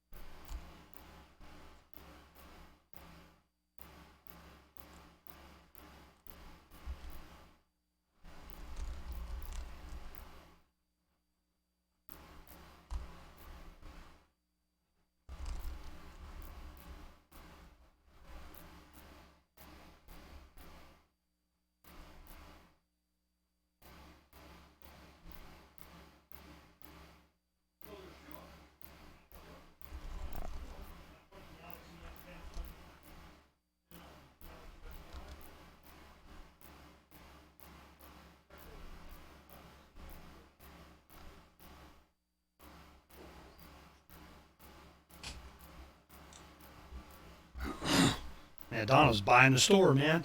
Yeah, that's why they send your assuring it. You know what you need? You need to get this insurance on all your computers and TVs for $20 a month. We can cover all your crap. And I go, she's like, well, that sounds great. And I'm like, yeah, it's always when you actually use it. But they've been pretty good on the phone, so, maybe they got good street cred. So are you making headway? I think so.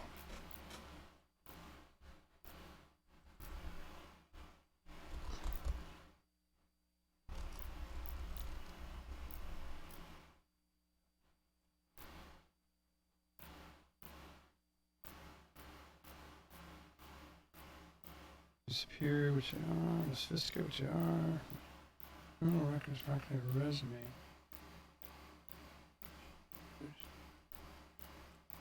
Criminal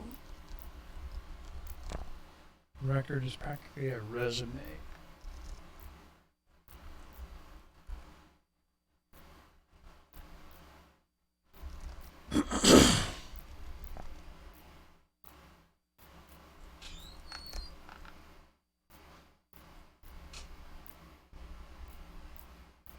See, a lot of times when we have, individuals that have a criminal record, you can see from the criminal record either one, how much they don't. I give you a really good example.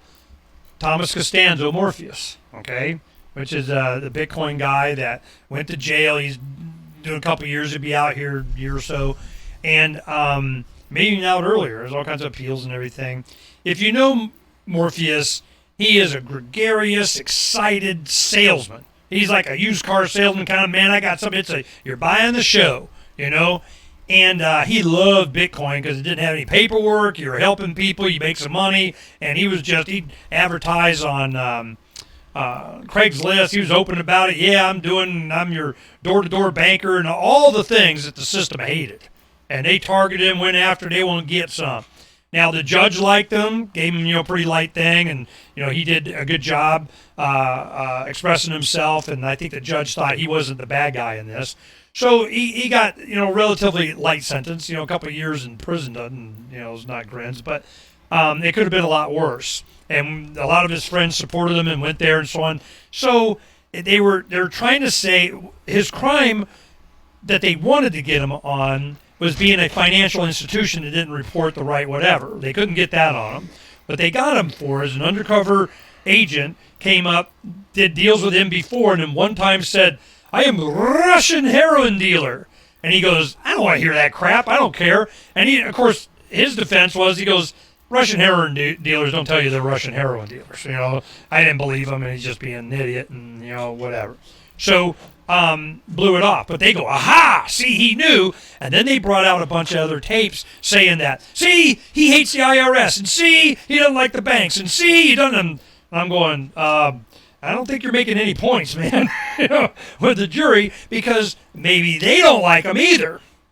So it was a perspective. So what they got him on was, I don't know, not saying, hell no, I'm not going to do the trade with you once he said, oh yeah, it was, money that was tainted with potential criminal action or some crap like that. So it was, they really were reaching for this one, but they really wanted something else. They wanted anybody trading Bitcoin to have to be designated as a financial institution, so then you had to do KYC and all this other stuff. What they got him on was, he goes, I am a Russian heroin dealer, and that's why I do this. By him not reversing the transaction or whatever the hell they wanted him to do, that's why they got him guilty. So I'm like, the Crown having you as, if you look at the rap sheet of Thomas since the 80s, he's that character. He won't comply. He's like, no. Like they stop him. I remember it was Bill of Rights Day. We were at a function, and he left he had a bicycle that had a little motor on it. But because it was under 50 cc's, it was 49 cc's, then it wasn't street legal. It was just like a powered bicycle. So he could ride it in the bike lane and do whatever he wanted and went, on sidewalks or something. Well, the other criteria was that it couldn't go over 25 miles an hour. Well, because it wasn't a motorcycle, they weren't able to get him one time. And then they camped out at the workshop. They were waiting for him, kind of good. They got, there you are. We clocked you at 27 miles an hour. You're ours now, So then they put a big thing on it. Then they got him they said that he was false documents, or was it fake IDs and all that kind of stuff. Well, they did it just because it sounded bad. But what it really was, it was a expired license that he didn't renew. So they said when they asked him for ID and he showed it, they go, hey man, this is expired. You're giving us false documents or something. And I'm like, are you freaking kidding me? This is how. So a resume, a criminal record from the Crown could be a resume. I mean, you could sit there and go, look, this is what happened, this is what happened, this is what happened. Now, generally, if you don't know the person, a lot of times that would weigh into the factor. As an employer, I see a criminal history of kind of, I'm going, yeah, this is, man, he's definitely, against authority, but that might be the job I want. In fact, Thomas worked for me for, a couple of years as sales rep. I had to pull him back a couple times on, stuff, but, he's worked, I had him as an employee and a good friend for a long time. So I don't, the Crown's criminal record didn't have the impact on, because I've known him since '03 when I first started doing radio, is Morpheus from Anthem. He was one of the call-ins on a radio show here in Scottsdale. So I'm just going, yeah, what the Crown's charges are and everything doesn't have the same weight as if it was in the pirate network or it had the criteria and the method that we're advocating. We'll get into a little detail more here later, but you can see, yeah, bring your resume. So that's what we're thinking about here. So I want to make sure that just because it looks bad, because they'll make it look as bad as they can, doesn't necessarily mean you are bad. And it might be, hey, I can see, so you had to grow, huh? So you did 8 years for whatever, or what was your harvest? Oh, yeah, I was really competing with the CIA and their stuff. So, I mean, they really came after me. I go, well, that's like a plus, So that's the mindset on this. So where you at? I think the first 4 paragraphs are like a preamble. And then once you hit the iceberg, that's when we get into the meat. And I've restructured it a little bit. I think it flows a little better now. Although there are some things I might consider cutting. See, the Crown delights in putting down a revolt, scuttlebutt, Among pirates, your reputation is your livelihood, your credibility, your sense of companionship, and potentially even your safety. A bad reputation could lead to blacklisting and ostracism. A good reputation can earn you a ship or save you from false witnesses. Organizing gossip, structuring it, and authenticating it has been the secret of success. Landlubbers imagine the Crown is protecting them, but we assume the opposite, which means our systems must be superior to the Crown's, which they are, and sophisticated, which they are, even by modern standards. A criminal record is practically a resume in our world, so bring yours when you step off the pier.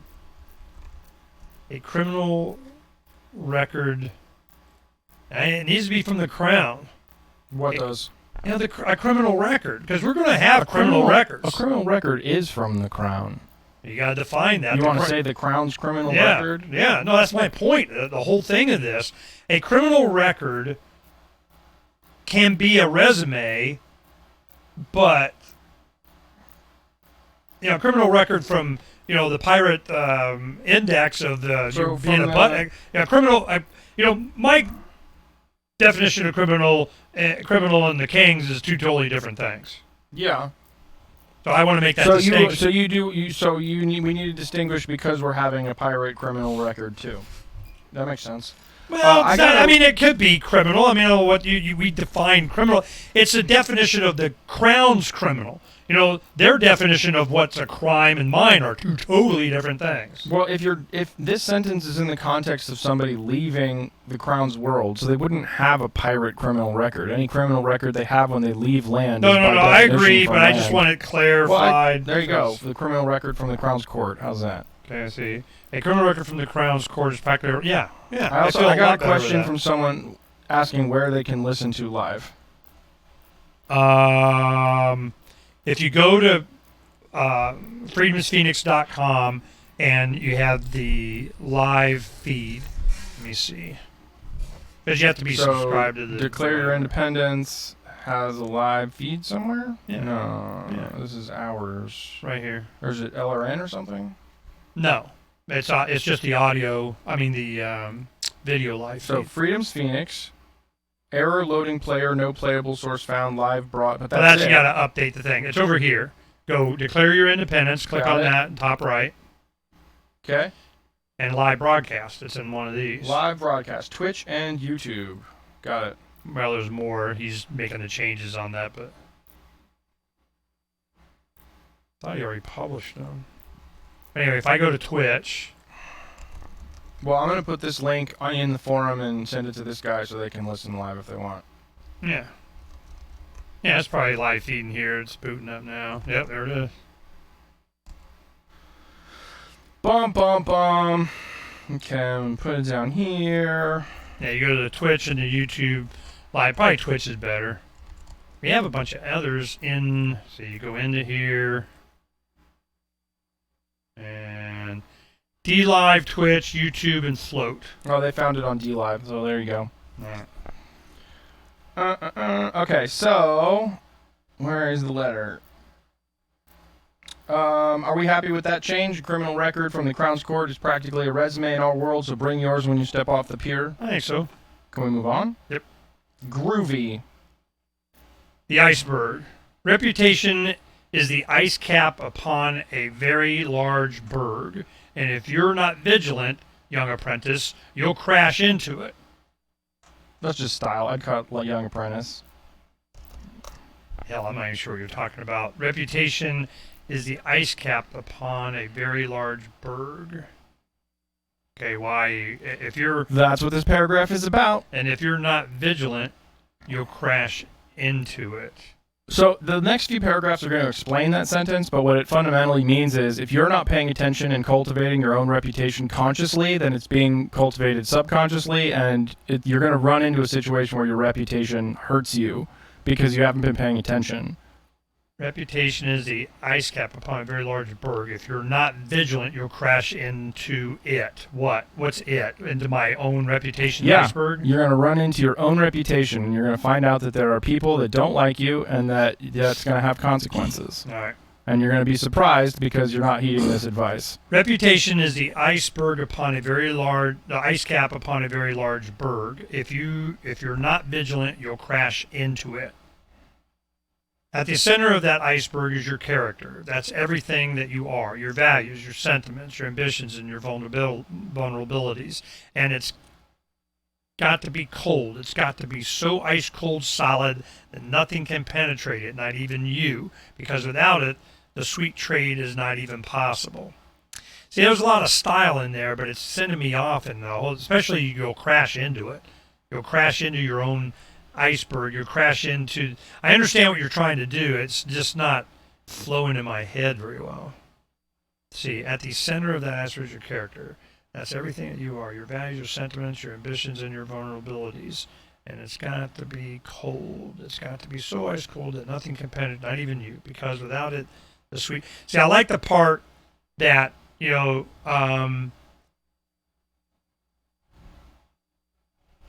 referencing the iceberg, it's ice cold solid, nothing can penetrate it, not even you, and without it, the sweet trade's not even possible. All that other stuff is confusing to me.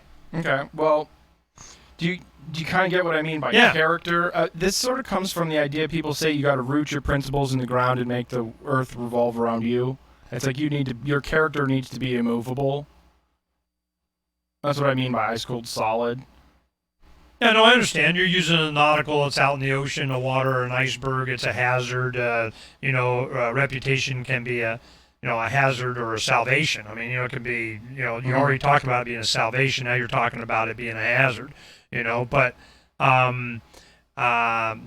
we really need to spend some time on that one. We'll read the next paragraph and see if it helps. Around that immovable core will begin to crystallize your competence.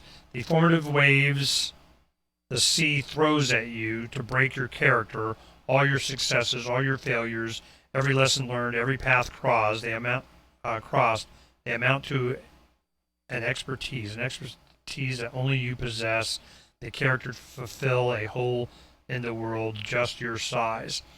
See, there's a lot of good little stuff in there, but it's really, it's like my brain got shotgunned. It's a metaphor. The iceberg is a metaphor. I know, but make it. We need to, all right, let's see. Okay, so it's just these two paragraphs where you're doing the iceberg thing. No, right? Presentation is also part of the iceberg, and then reputation underneath that is also part of the iceberg. All right, well, let's do those, and then we'll see if we can reconcile. Once your iceberg is just your size, or at least nearly, why is reputation a size thing? Because your reputation is a size. The more people that know you, the bigger your reputation is. Yeah, but why just your size? Am I limited? You know, to No, some- the idea there is that, like, it's sort of like coming of age. It's like everybody has a core, everybody has a childhood and their experiences that lead them to pursue different kinds of skills. Then when they pursue those skills, that becomes their competence, right? That becomes the things that they have an expertise in because of their experiences. And so you don't get promoted beyond your capability on a pirate ship kind of thing? yeah, what I mean by your iceberg being your size is like once it's big enough that you're ready to say, I'm an expert in something, I'm ready to engage in the sweet trade. Before that, you're kind of an apprentice or a child. Okay, let's go ahead and finish it. Once your iceberg is just your size, or at least nearly, it's time to carve it up. It's time to present your competence in the most palatable way. This is your presentation. It's how you stand out on a crew full of equals. Maybe, like that. Maybe it's your personal banner, or your wardrobe, or your coat of arms, but it's the things about you that your competition finds difficult to copy. Brilliantly presented, or it isn't. Brilliantly presented, or it isn't. And this is where many pirates go wrong, because competence without presentation is more likely to be sailed by than crashed into. And this is pirates go wrong because competence without presentation is more likely to be sailed by than crashed into. Metaphor might go too far there, but the Yeah. idea is that, okay, you're this great iceberg, and you have your principles at the icy core center, and you have your competence as a layer outside of that. If you make no effort to dress up that competence, nobody's ever going to know that they need to come to you for anything. Well, assuming you want them to. I mean, Well, that is what we're assuming, I suppose. So I would make that point, because I've seen this before. People go pirate by moving to New Hampshire, and a third of the people that went didn't even want you to know they were there. Yeah. They're just like, look, I want to shine my light. I'm trying to get away from the light. So it's Sure, but they still have personal reputations, and they still have friends and family. but They I still mean, you have a need to give that reputation. option that you're not obligated to, have to go to Davi and get a logo. To be a pirate. So that's probably what needs to go in this first bit about it being just your size, because the metaphor is, I think, too strained there. Really what that means is once you feel your competence is ready to share, once you feel like you can make effective trades as a person with some skills, then it's time to begin designing your presentation. Well, we had, a good example of all of this has been Captain Kidd. Captain Kidd, a 12-year-old kid, and the adults go, well, I'm going to stop you, and I might even help you. And you got some of the kids on your crew go sign up, and all right, well, you guys are, acting like adults. I guess you can be adult, and how do you keep a pirate kid home? I mean, there's got to be some incentive. I mean, sooner, they run away or they go, batten down the life rafts. I don't know. You do the misery thing and you hobble them or something. But so I'm going, okay, once your iceberg just see, I know what you're trying to do, but I think a lot of this is going to get cut way down into the iceberg thing. Into just exposition. Yeah, well, we can cut out this title because it's all one thing at the moment. Yeah. But once your iceberg is your size, that really means once you've come of age, once you've, oh man, that's what it is. Let me find the education notes.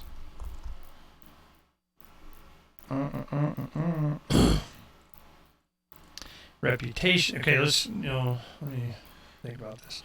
Reputation is the ice cap upon a very large berg.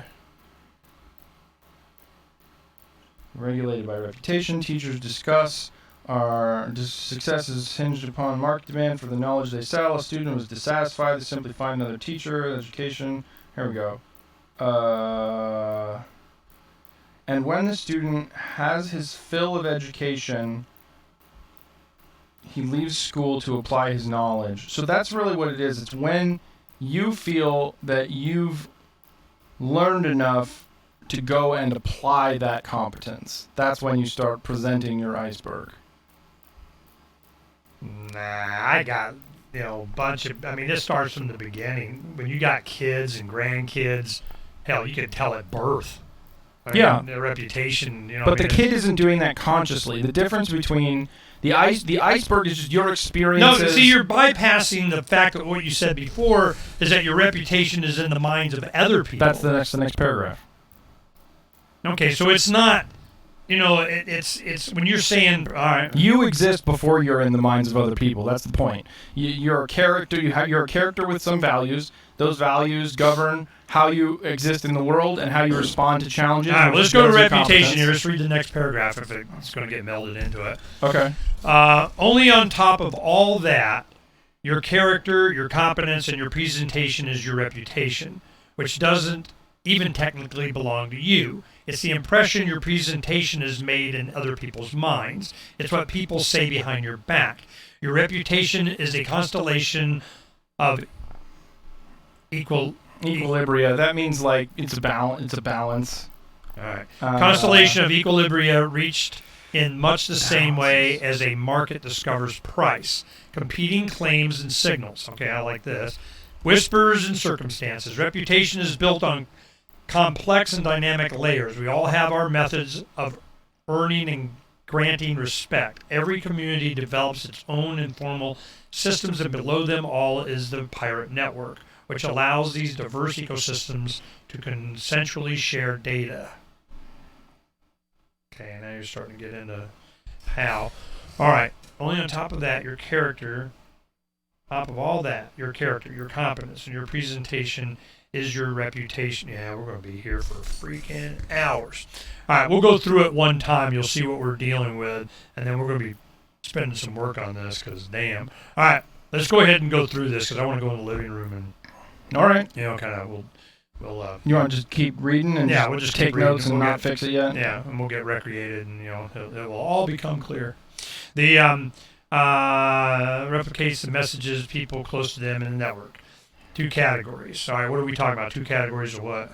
Of reputation. Okay. The first is honor. What do you honor and why? Can you trust someone through a network of honor? Honor is a sort of liquid democracy that forms a social fabric. Okay. Where'd you get that wording from? Liquid democracy is what you call informal opinion polling. Like if we were going to democratically decide on a pizza or whatever, it's an up-down voting system that's fluid. It's not elections. It's just I like that guy, I don't like that guy. We all like that guy. Only 50% of us like that guy. All right. Forms a social fabric. With it, cooperation and harmony are possible. Without it, we are derelict. But pirates shouldn't honor anyone intrinsically. Trust but verify. Russian, Doriai, no. Yeah, we don't need the Russian. Or whatever. Just trust but verify. Trust but verify. On most ships, pirates resolve many issues by honoring, trust but verify. That's cool, but if we can come up with a pirate version of that, that'd be cool. On most ships, because it'll be used a lot, it'll become a bumper sticker, Yeah, that's why I thought the Russian might be good, but I don't think anybody knows that. The expression originally comes from Reagan. Russian writers in the Soviet Union. Well, Reagan kept, he probably said that 1 billion times in the 80s, trust but verify, trust but, and he kept doing the Russian thing with Gorbachev or whatever. Okay, on most ships, pirates resolve many issues by honoring a code of conduct, by requiring an agreement to the planks of their code. Pirates are... pirates. Yeah. By requiring an agreement to the planks of their code, pirates are able to presumptively trust the crew collectively, even if they can't trust every individual. Distributing resources fairly and according to individual need reduces the backstabbing over limited resources. That's probably not relevant. Well, that's like from each according to their ability or something. I don't know what the hell that was about. There was a whole thing about how to prevent mutiny. And so you can't let part of your crew go hungry, but it's not really relevant. Yeah. Although fools will defend their pride by dueling, honor connects our character to our reputation. Okay, sounds like that's got potential for something, but I'm not sure they're connected. Although fools will defend their pride by dueling. That's connected to the other one. So hang on. Pirates are able to presumptively trust a crew collectively, even if... see, that doesn't make any sense either, because we just took out the part about backbiting. This is a response to the backbiting thing. Honor connects... Yeah, you guys can see how we trim this stuff down. Okay, if they trust every individual, honor connects our character to our reputation. The idea here is that the first thing that you have as your reputation is how honorable do people think that you are, and how I mean, you could use trust instead of honor if that's clearer, but it's like there's the two kinds of reputation are this. One is just trust, which is a liquid democracy, meaning it's voting up or voting down. And that's going to look like something like the Black Mirror episode or something like the Orville episode, where it's just who trusts who and why. Not a centralized score, but an individual score. The other kind of reputation... what do you mean Orville trust who? You mean that one episode? Vote up, down? What are you talking about? Yeah. That the way that you would create an organized reputation system that measured trust would just be ask everyone who trusts everyone and give everyone an aggregate score of who trusts them, and then allow them to weight that score based on who they trust. But that's one score, right? That's a trust score. And so it would be something like the Orville voting up and down episode. Because you'd be like, I don't like that guy, I'm voting him down, and now anybody who thinks that I'm reliable, they have a tick against him in their system, right?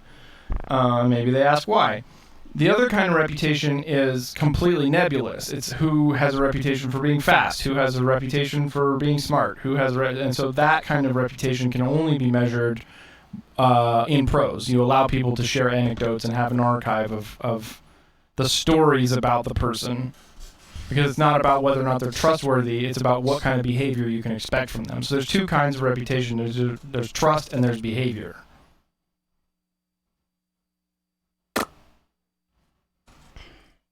I don't know. If you're lying, that's a behavior. I mean, It's both. Okay.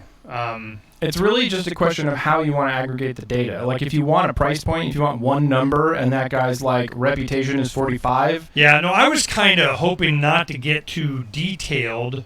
We can go over this, and but if we get too detailed, then it's like you're limiting the options people in the forum and so on may come up with on their own. They totally can do that, but this is below that level of specificity. Okay, well, this is the way that anthropologists describe reputation and how it works before you introduce technology. Like, if you put people in a room full of people, they will gravitate toward measuring people on two scales. One is how much can I trust them compared to the other people around, and two is what can I reasonably expect from their behavior. Has nothing to do with legs or cleavage or anything?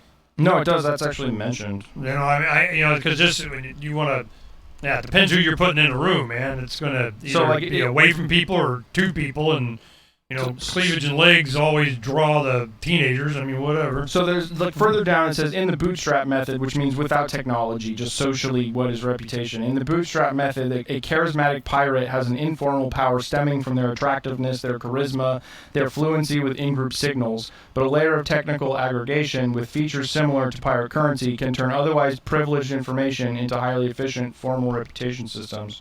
Well, it's like you're swiping right on Tinder. Looks good. That's a liquid democracy. Tinder is a liquid democracy. But if you go into their profile a little bit more and you see... That's a behavior or reputation. Yeah, so it's like a good example of that. You got, one level, then the next level. Yeah. And then it's what a lot of times, like, you go, like eHarmony or Meetup or what do you call it? Meet, whatever it is. So you go to that, you may initially go after their character as opposed to their looks or something like that, and then do the looks. Where Tinder is just looks, got the angles, whatever. Well, what this is suggesting is that what you want from a technological reputation system is one that roots out benefits of like attractiveness, because that's not actually a measure of trust. You don't want a person's attractiveness or their charisma or other sorts of social power to influence their trust rating. You want their trust rating to actually be a measure of how much people trust them, which you can essentially isolate the way you do with social statistics. Like you don't want attractiveness to imply trust. You want everyone to be rated according to their actual behavior.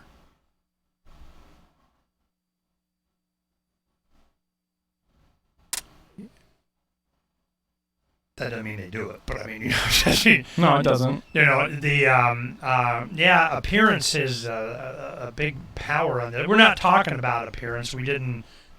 There's a line about attractiveness in the concerns section, and it's one of the reasons to not use the bootstrap method. There's flaws in the bootstrap method of reputation building. Like, it works really well on a small scale, but if you want to do something big, like organize people on the dark web, you need something that is going to give you the technological features that you need to root out, like, corrupt charisma or other sorts of social powers that are unknown. No, I mean, you have presentation. See, a lot of times, someone's appearance is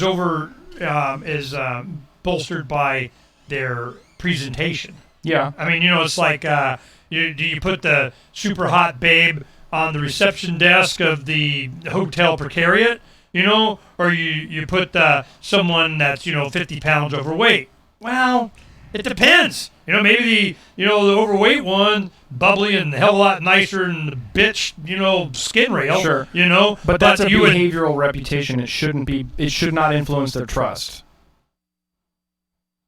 Like, somebody being attractive is a reputation. People around them look at them, they hold in their mind a picture of them, they say that's an attractive person. They have a reputation of being attractive and potentially how they feel about being attractive, and that's going to be information that you want for, like, hiring your models or whatever. But you want to design a system where that characteristic of attractiveness files into behavioral reputation and not into trust reputation.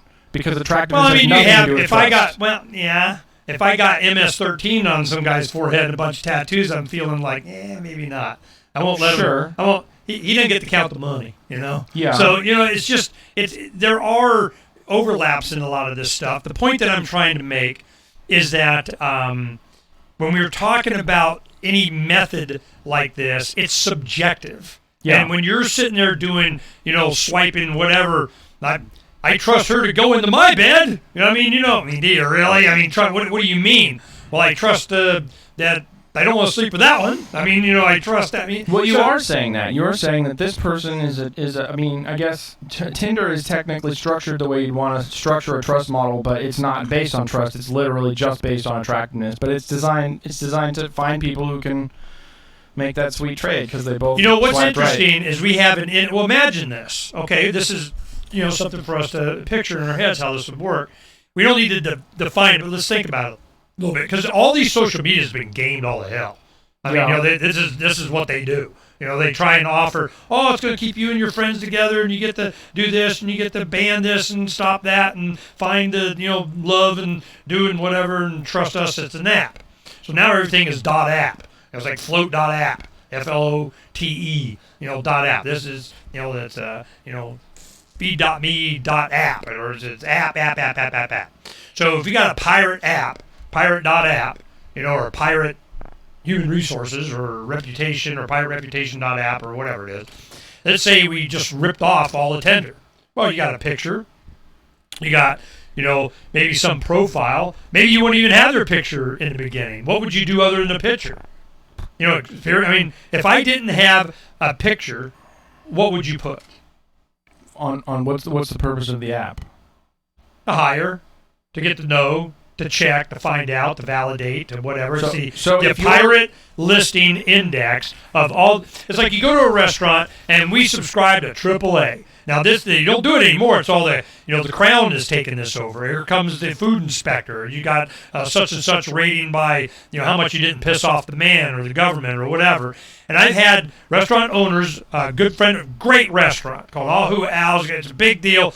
They came in and they were just being butthead. The owner didn't like them. He goes, "Get out of my restaurant." This is a nice restaurant, been around, got multiple, locally owned, one son owns one and another one, and that kind of thing. My kids went there. They're one of our favorite Mexicans. Ahu Al's, are they awesome or what? That's a quality place. But one of their locations down in central, more middle of Phoenix, the Maricopa County health guy was a dick. And I heard the whole story. What happened? He goes, "Get out of my restaurant." Boom! Oh, yeah?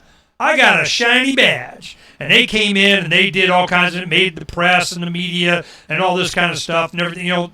So I don't know. How did I get off on that? What were we talking about? Well, we're trying to talk about what you would use instead of a picture in a Tinder-like app for hiring people. Yeah, so this is, yeah, I don't know how that. Well, so Tinder, the way that the way that Tinder works is the way that Orville in the Black Mirror episode worked. It's just an up or down vote, and so that's called a liquid democracy. And the way that he's going to give you is it's going to give each user a kind of ratio of up votes to down votes, and it's potentially going to connect people that both give each other upvotes. And so that's the sweet trade at its simplest, is if you had an app where you're swiping left and right, not based on who you find attractive, but based on who you trust or who you would let on your ship, then that's... Yeah, but I'm wondering what that criteria, what would it show? A graph, a number or something? You give me... Well, probably if it's about... See, the reason I'm saying that is the most logical, and what we're used to is a picture. That here's might the still person. work, like a yearbook. Then they go, when you start doing resumes, do you or do you not attach a picture to your resume? Should you have to? Does it benefit? Well, that's a different kind of system, so it wouldn't be as necessary. No, it doesn't matter on the system. It's what we want this system to be. See, let me focus on this one question. Sure. When you have the pirate app, and I'm swiping through and I'm looking for something or I'm hanging out, I want to date him, I want to hire him, I need an expert, I need Kaylee to come fix my engine on Firefly, on Serenity. Okay, I need a mechanic, I need a doctor, I need. So when I do this, I look through, I get, all right, so doctors, boom, I got doctors. Then I go through the doctor. We find Dr. Idris Barber. Dr. Idris Barber, we need us a doctor. We may need a teacher now. We may need, a computer programmer and the AI curator for, the precariat of whatever the hell, okay? Mm-hmm. I am not looking based on their attractiveness or their appearance for that. Right. Now, after I get all these in there and I got, and then I see Kaylee, from Firefly, and I'm going, well, I probably prefer her over the, pus-faced alien and Tari, whatever the hell, or they speak English or something. At some point, I'm going to get a picture, okay? Probably, yeah. And I'm going, why? You're probably going to get a picture because these are... To ID them. They're supplementary systems that should be filled with people on your crew, and so you would know them by their face or their name. Well, you can see a lot of people that go, well, you swiped right just because, I did angle. And then people, you go on a Tinder date and they show up and you're not them. But kind of fudge. Well, yeah, I am. If you do this angle with it, they call it, I remember my kids called it the angles. Yeah, she's got angles. I'm like, what the hell does that mean? It's kind of, she's doing the selfie at a certain angle to get the most attractive, view of it. And it's them, but it's not really them, that kind of thing. So, there are some people for whom they like that because they like looking at pretty pictures, and the purpose of the relationship is to look at pretty pictures, and so they like the angled photos because they're pretty. And then there's people like me who, when I see somebody doing that a lot, it kind of it connotes a kind of, I don't know, low self-esteem or need for attention or something. To me, it feels like they don't have confidence in the other traits that they have. Sure, or they're deceiving me in some way. Well, a lot of times, you got, that's a hot babe, and it scares you. The hell are they doing on TV? I'm like, which has been a lot of the guys, and I don't want to give their names, but their initials are like Luke Radowski and Adam Kokesh. Anyways, like Luke will come when he visits and everything. He goes anywhere in the world. He's always got a date. Sure. I don't know how far away. I don't care. But I said, let me see this. Show me what you're doing. Are you freaking kidding me? I mean, you're a good-looking kid. You're a nice guy. You got it going on. But I want to see this presentation. So his first picture was him in Florida on some little, it's like they have wooden Indians in front of, doing cigars or whatever in front of shops. This was kind of like that, but it was an alligator. It was a small alligator in front of a shop, and he's kind of there being cool. And you go, all right, I see what he looks like, and we'll see. You swipe right. So if you go into his profile, well, then it has a picture of him at Machu Picchu. He's like, woohoo! I'm Machu Picchu eyes, man. I went there and I did the deed. I ain't I cool? Because everybody's got to, they got to have that. Okay, so he went there. Then he had one of him wearing his backpack with no shirt on in an elevator with mirrors. Okay, So it has him that you could see kind of all around him of a selfie he took, him wearing a backpack with a shirt off. And I'm going, okay, I mean, they're kind of expecting that. That's their bathing suit picture or something, And I didn't go any further than that. But, it was like his front picture, Machu Picchu, that. So I'm going, what's the story there? What am I getting out of that? Well, really, it's a coolness factor of. And I go, that's it? He goes, well, it's got, links to my web pages, because I don't want them to know, not what they're dealing with, or they ask a bunch of questions I'd rather not, and whatever, just get down to business or something. I don't know what his motivation was. But he had a very impressive bio. The first pictures are to get, made you look. So you look and you go in and you see all the stuff that Luke does, he's involved with, the We Are Change thing. God forbid you do a search engine on them. It just, explode all over the place.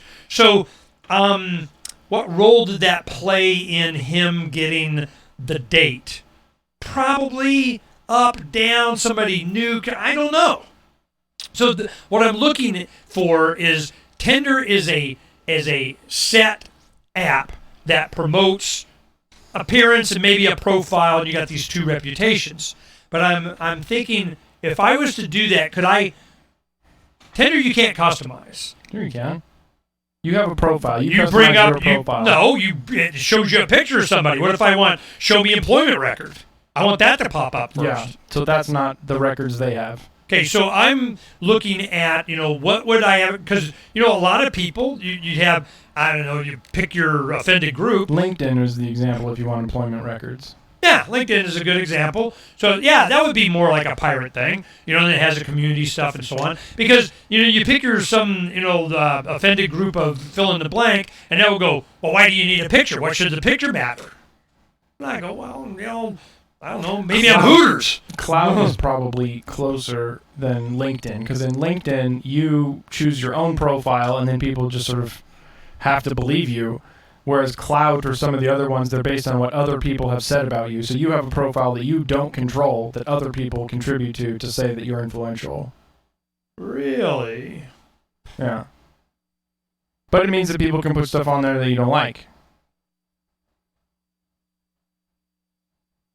Yeah, well, this is kind of along the lines that you're saying, and Rothbard and Kinsella was going on about, your reputation is in the heads of others. Yeah, because at Tinder, don't they allow somebody to complain? He was a dick. Don't date him or something. I don't know. I think something. Never hooked up with anyone using it, so. Yeah, there at least other ones or something. They'll say, yeah, hell. I never hooker got sites probably have it. Don't date that guy. Oh. I never got banned, and I was definitely trolling people. So yeah, because you're cute. Well, they didn't have my picture on them. I was presenting as an android. Shit. I was claiming to be an artificial intelligence running a Turing test on the app. That's what my profile was about.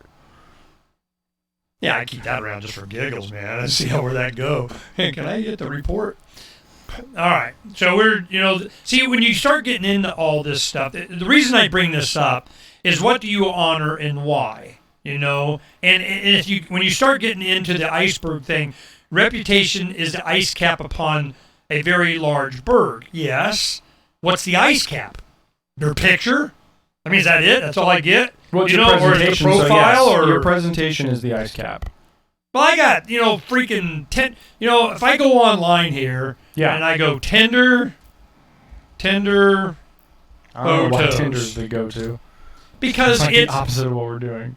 Well, give me another one. Well, I mean, I guess if you want a trust market, then we're talking about eBay ratings, maybe. You're talking about Yelp. Yelp is a great example. I was going to use. Oh, that's why I was talking about the restaurant thing. It was because of the Yelp deal. So the number value. Well, the Crown. Let me, before I forget again. The Crown came in and said, and he goes, "Get out, you disrespectful piece of crap," and whatever. Because he was he's there for the health thing, and he was doing something about an immigration on one of his employees, or that wasn't his job. It's like, look, man, that's not your job. You go, well, we're Paul, blah, blah, blah, something. Don't you think that? And whatever. I'm the Crown. So he kicked him out, and you go kicking out the Crown's privateer, they don't like it. Okay, and if they got any power, they're going to demonstrate it to you. I've been through this a gazillion times. So we helped them and so on with their rep and stories because they need help. And but when you do that, what if it's Yelp? Yelp's an app that it's not in your possession. It's not even the crown. It's like this thing out there. Yeah. So once it starts, then they're looking for the crown's protection to make them take down that review if I don't like it. These guys are trolling me, or it's kind of, well, you signed up, or you don't even have to sign up. You don't sign up. Yeah. Other people sign you up to Yelp. Right. And that's the way like a functioning reputation system has to work, is that you don't have control over what people are saying about you. That's why I said it's what people say about you behind your back. Okay. Once you figure out how to make a great tender profile, because they show this. Good, 6-pack ripped abs, carrying a fireman axe or whatever, or you're just, sitting on the beach doing, nope, not good enough, got to do this. Tender, good, tender, bad. I'm just, see, this is the kind of, how to take your picture. It's just a meat market. Well, you went to a meat market. All right, well, give me LinkedIn. Let's go to Yelp. I mean, like, Yelp is really, it's a perfect example of both of the things that we're talking about. The score, this number of stars on Yelp is a trust rating. That's the up-down vote where a person says, I trust, I don't trust, and then people say, oh, the aggregate is this. And then all the comments and all the reviews, that's a behavioral reputation. That's people able to share their firsthand experience so that you can gain an expectation of not just whether it's good or bad, but what kind of good or bad it might be. Okay, now I'm going into, who would you want to trust? Let's put up a locksmith, okay? Yeah, sure. So like a locksmith, that was a good example. Okay, so the best 10 keys and locksmiths in Phoenix. All right. So here's the best 10, according to what? I have no idea. All right. Scottsdale locksmithing. Okay, so I go in, it's got 16 reviews, it's got 4 or 5 stars. I got, 4.5 and 5 stars down here. Why am I picking them? You only got 4 stars, you scumbags. Well, the reason might be because the 5-star might only have 2 reviews, whereas the 4.5-star has 172 reviews. Okay, well, the Arizona Keys has 89 reviews with 5 stars, and they got 4 stars with 16 reviews. Yeah. Okay, so I might go to, it may be some kind of ranking like this. Well, yeah, that's what this is. This is an attempt to digitize what people do anyway. All right. Yeah, if they already gamed it, what the hell, man? Let's just rip them off.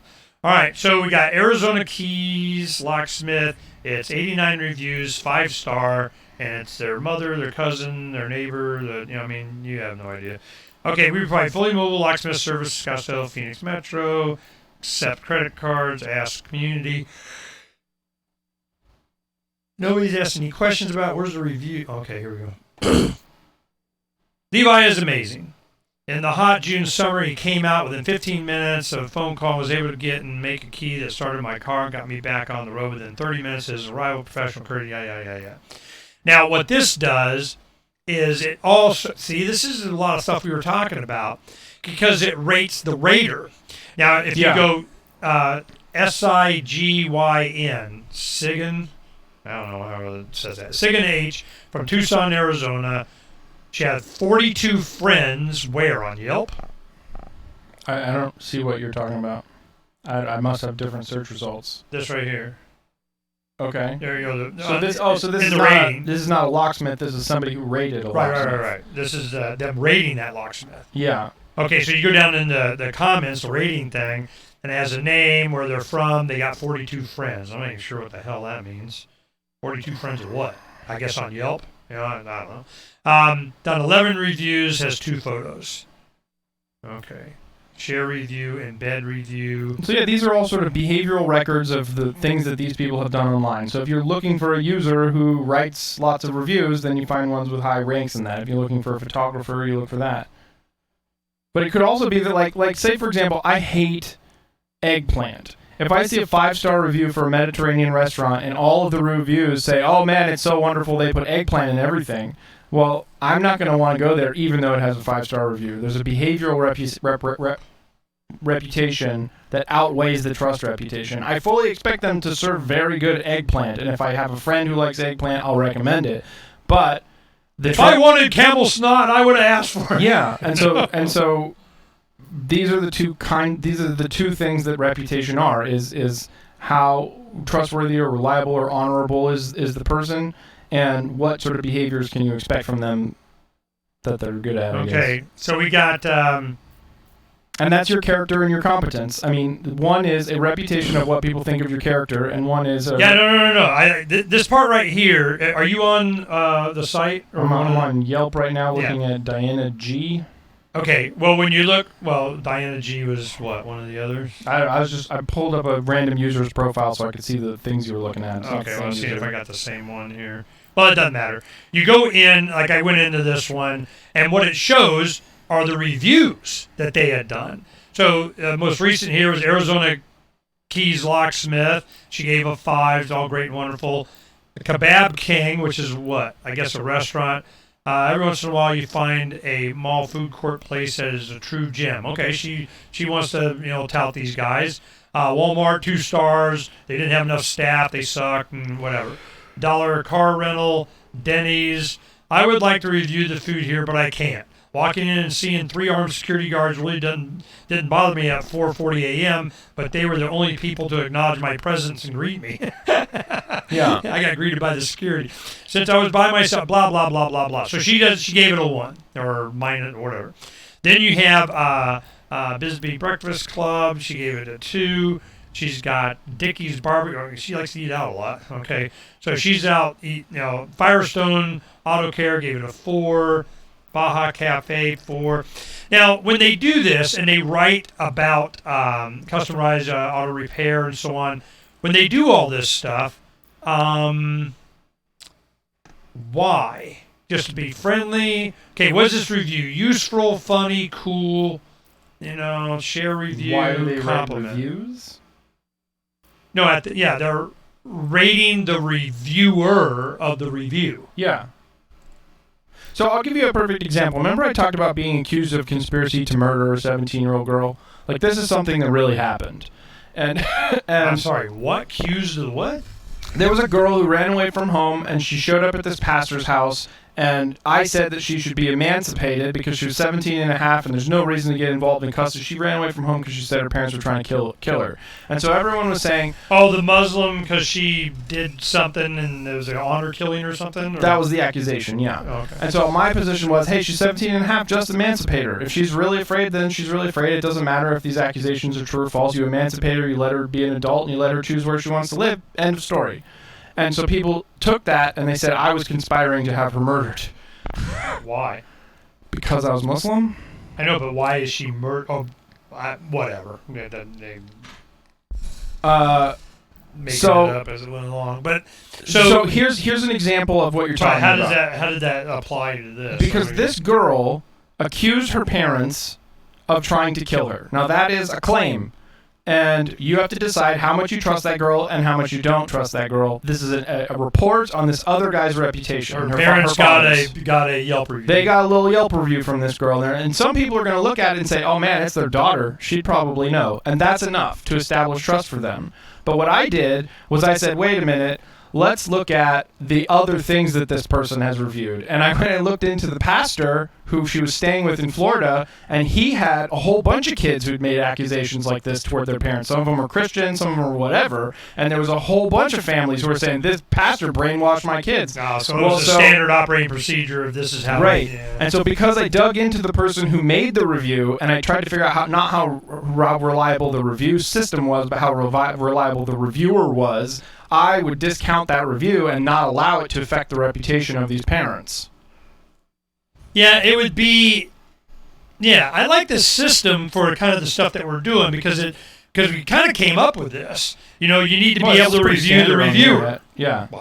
Well, reviewing the reviewer is not necessarily standard on the internet, but this system, the system that Yelp and eBay and these guys use is pretty standard at this point. Well, does eBay have reviews on the reviewers?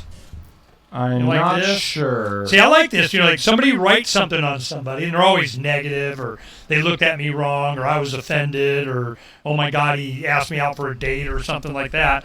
They freaked out. I was, I'm like, okay, I get it. It's like Al Neil Schulman says that I'm a scoundrel and a thief, and everybody says, yeah, but that's just the way Al Neil Schulman talks. Like they don't reflect. You mean Smith? Well, both. But yeah, and so it's L. Neil Smith and J. Neil Schulman. Yeah, Jane. Okay. But either one, they both have like made accusations against me that are just like horrible, but nobody really believes them because those two both have a reputation for flaming. And you have a reputation for getting people to flame. Well, according to you, but not according to anyone else. All right. Well, that's my review. So I go in and I say, not Yelp, but what was it we were talking? eBay.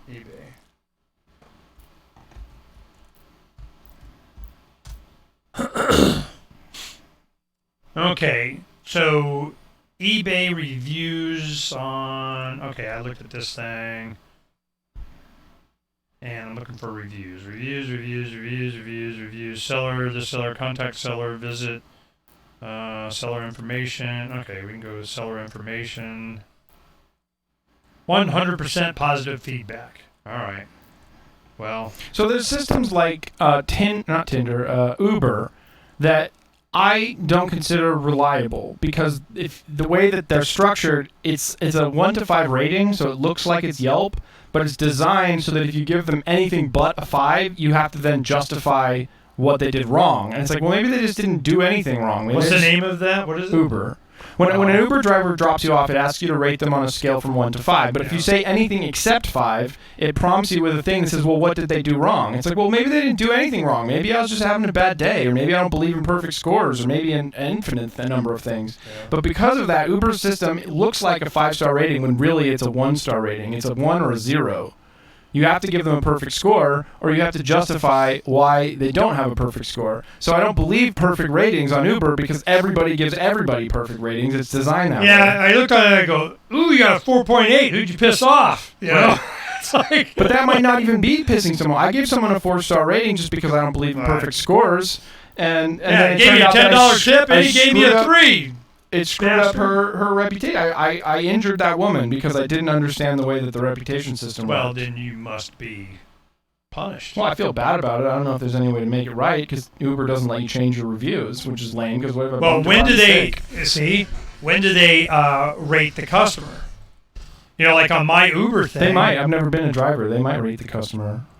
No, they do. But I'm just wondering when. After you tip them?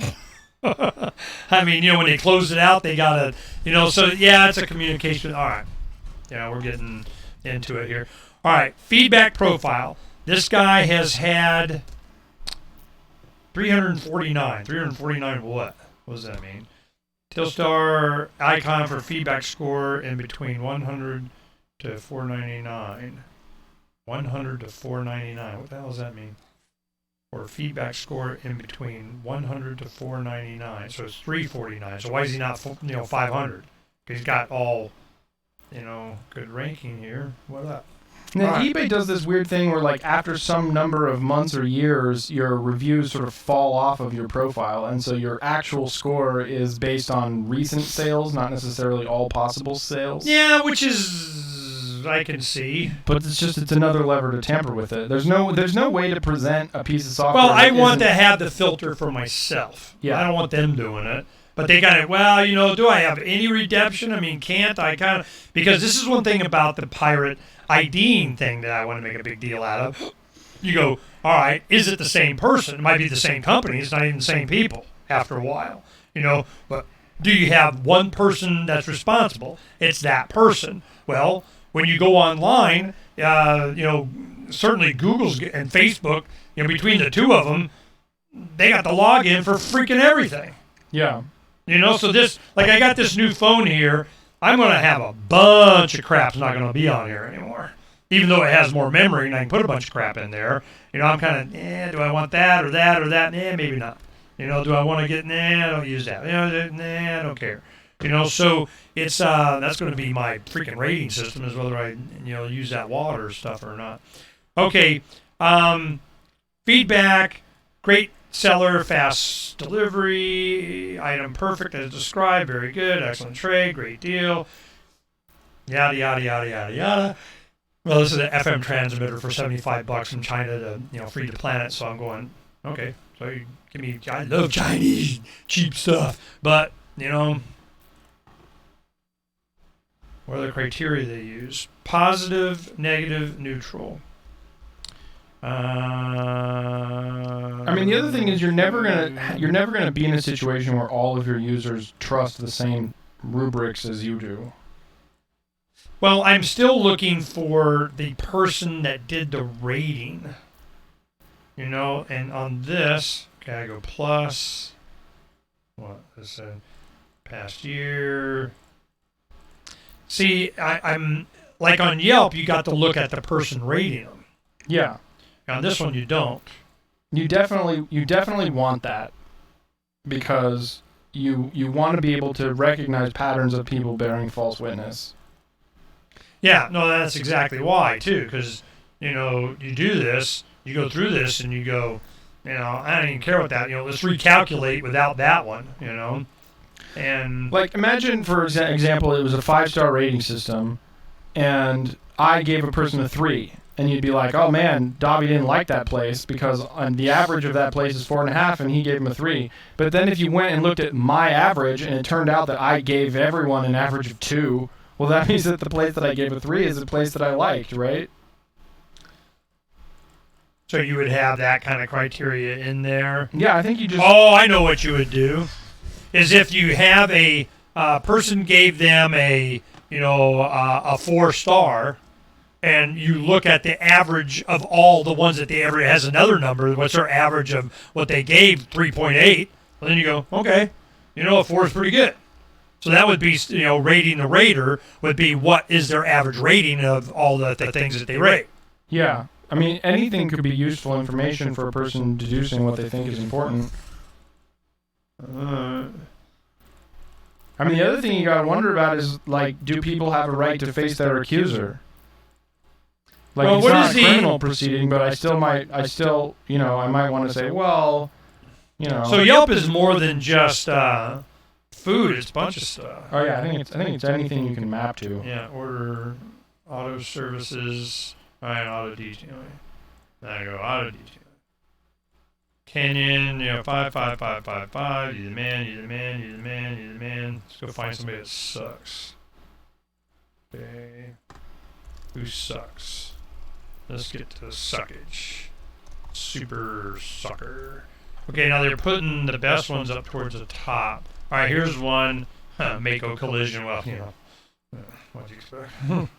And that's another thing. I may be happy with a 3 if I paid half as much. I mean, yeah, it was Burger King, but it was only $5, and it wasn't Freddy's, and it was 10. I mean, it's all subjective stuff. Hey, Awatuki Auto Spa. All right, so this guy's, they got a 4. Why they got a 4? Let's look at their. Went to Cobblestone to get an oil change, and my tires rotated. Service guy said I could get an air filter and decarb service, and I said okay. I marked tires before I went. After about 1 hour, my vehicle through the wash, and what happened? Tell me more. Tell me everything. Now, what would you call these? You were calling them logs or reports or incidents? Incident reports. They could call them archives. What they are in raw bootstrap terms is their behavioral reputation. Their descriptions not of whether or not you like the person, but what behavior you experienced of them.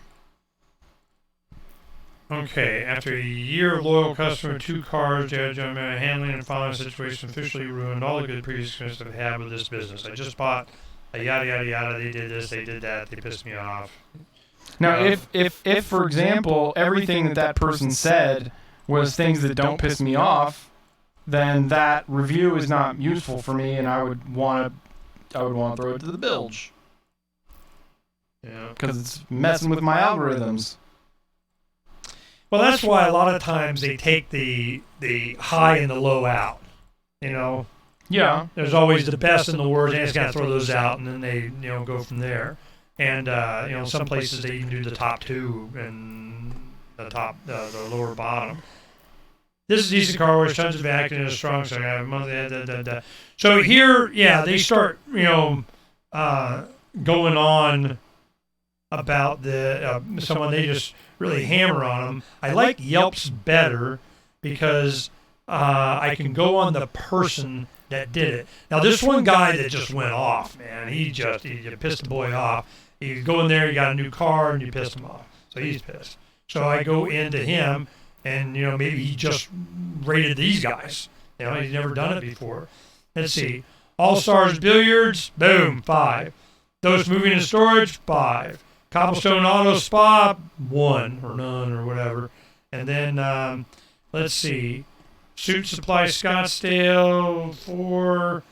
Culligan of Phoenix. Somebody else pissed him off. My water cooler stopped working, so I no longer get hot or cold water. I called in and asked, somebody pissed him off. So, so he's like a 5 or 1. I'm like, hey, you guys you're cool, or you suck. Invitation, property man. All right. So, to rate them, I guess they have to have a web page or something. Or do they create one? To rate who? Anybody. Yelp is the web page. No. The person they're rating, just in time moving and delivery. If I want to write a thing on them, I guess they have to have. I got to fill it in, or it's already there. You can either create a listing for a new place yourself, or find an existing listing, but they're not the ones creating their listings on Yelp. What they can do is come in and claim to be the business in the listing, in which case Yelp will attempt to verify that with a web page or something, but they don't get to control their listing. Except for like physical information, like phone numbers and stuff like that. Okay, I'm just going to go Fred's Diner. Hopefully there's not a Fred Diner. Did you see the business you like to review? Write a review. Okay, so now it comes Fred Carey's Contracts, Gross Fred Drive, whatever the hell this business is. They're just going, anything Fred. Fred's Pumping Service. So I go, write a review. I want Fred. That's the one I wanted, that son of a bitch. Give me it. Read our review guidelines. Your review helps others. Please don't review this business if you received a freebie or writing review because of something. General guidelines. Yelp allows users to contribute different kinds of content, including reviews, photos, videos, events, votes, tips, direct messages, yada, yada, yada, yada. Inappropriate content. Colorful language and imagery is fine, but there's no need for threats, harassment, lewdness, hate speech, and other displays of bigotry. That freaking blah, blah, blah didn't, whatever. Conflicts. Don't go to that restaurant because it's owned by Mexicans. Yeah, Yelp will like delete that. Well, they'll delete it? I'm guessing. It's in violation of read the terms of guidelines. service. Okay. Conflicts of interest. Your contributions should be unbiased and objective. For example, you shouldn't write reviews of your own business or employer, your friends, or your competition, probably. Promotional content. Unless you're using your business owner's account to add content to your business profile page, we generally frown upon promotional content. Let's keep the site useful for customers, not overrun with commercial noise. Okay, I can see somebody go, yeah, I went in there. They had a great Taco Tuesday, and it's Tuesday. Go to Taco Tuesday, or something. Yeah, people do that. People pay people to write reviews for them. Yeah, duh. I'm just wondering how. That's why I want to rate the reviewer, because how many times have they reviewed? Yeah. Who are they reviewing? That's important because I don't want a Russian troll thing get me to the right baklava or something. Relevance. Please make sure your contribution is relevant and appropriate to the forum, yada, yada, yada, yada. Privacy. Don't publicize other people's private information. Intellectual property. Don't swipe content from whatever. Demanding payment. Beyond simply asking for a refund to remedy a bad experience, you should not use removing your posting as a way to... Okay. Can you remove your review? I think so. I think it's just like Facebook in that sense, that you can edit your posts or delete them or whatever.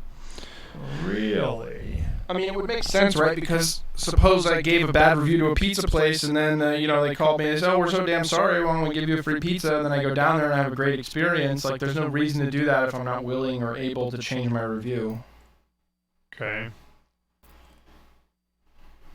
I'm leaning towards the Yelp thing. I really like this in the fact that you can write whatever you want and do something. Don't be a dick, but be accurate and whatever. But that you get to rate the profiler. Mm-hmm. So you got profile review. I can go in there and he's got 13 reviews and 8 photos. Okay, what's the photos about? Nah, I don't care.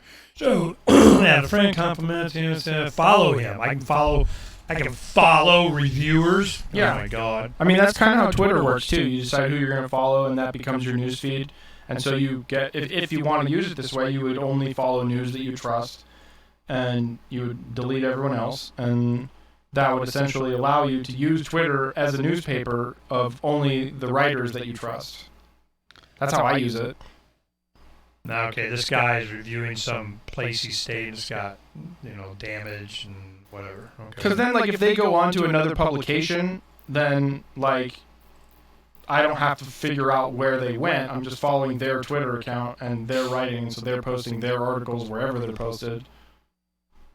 And so I has follow no specifically consequence. what I Why like. not send one? Collections hasn't created any public collections yet. Whatever the hell that means. Okay. If I were to have a lot of times, especially people that are criticizing others, it doesn't occur to them that what they criticize, how they criticize, is a reflection on them. Well, it should.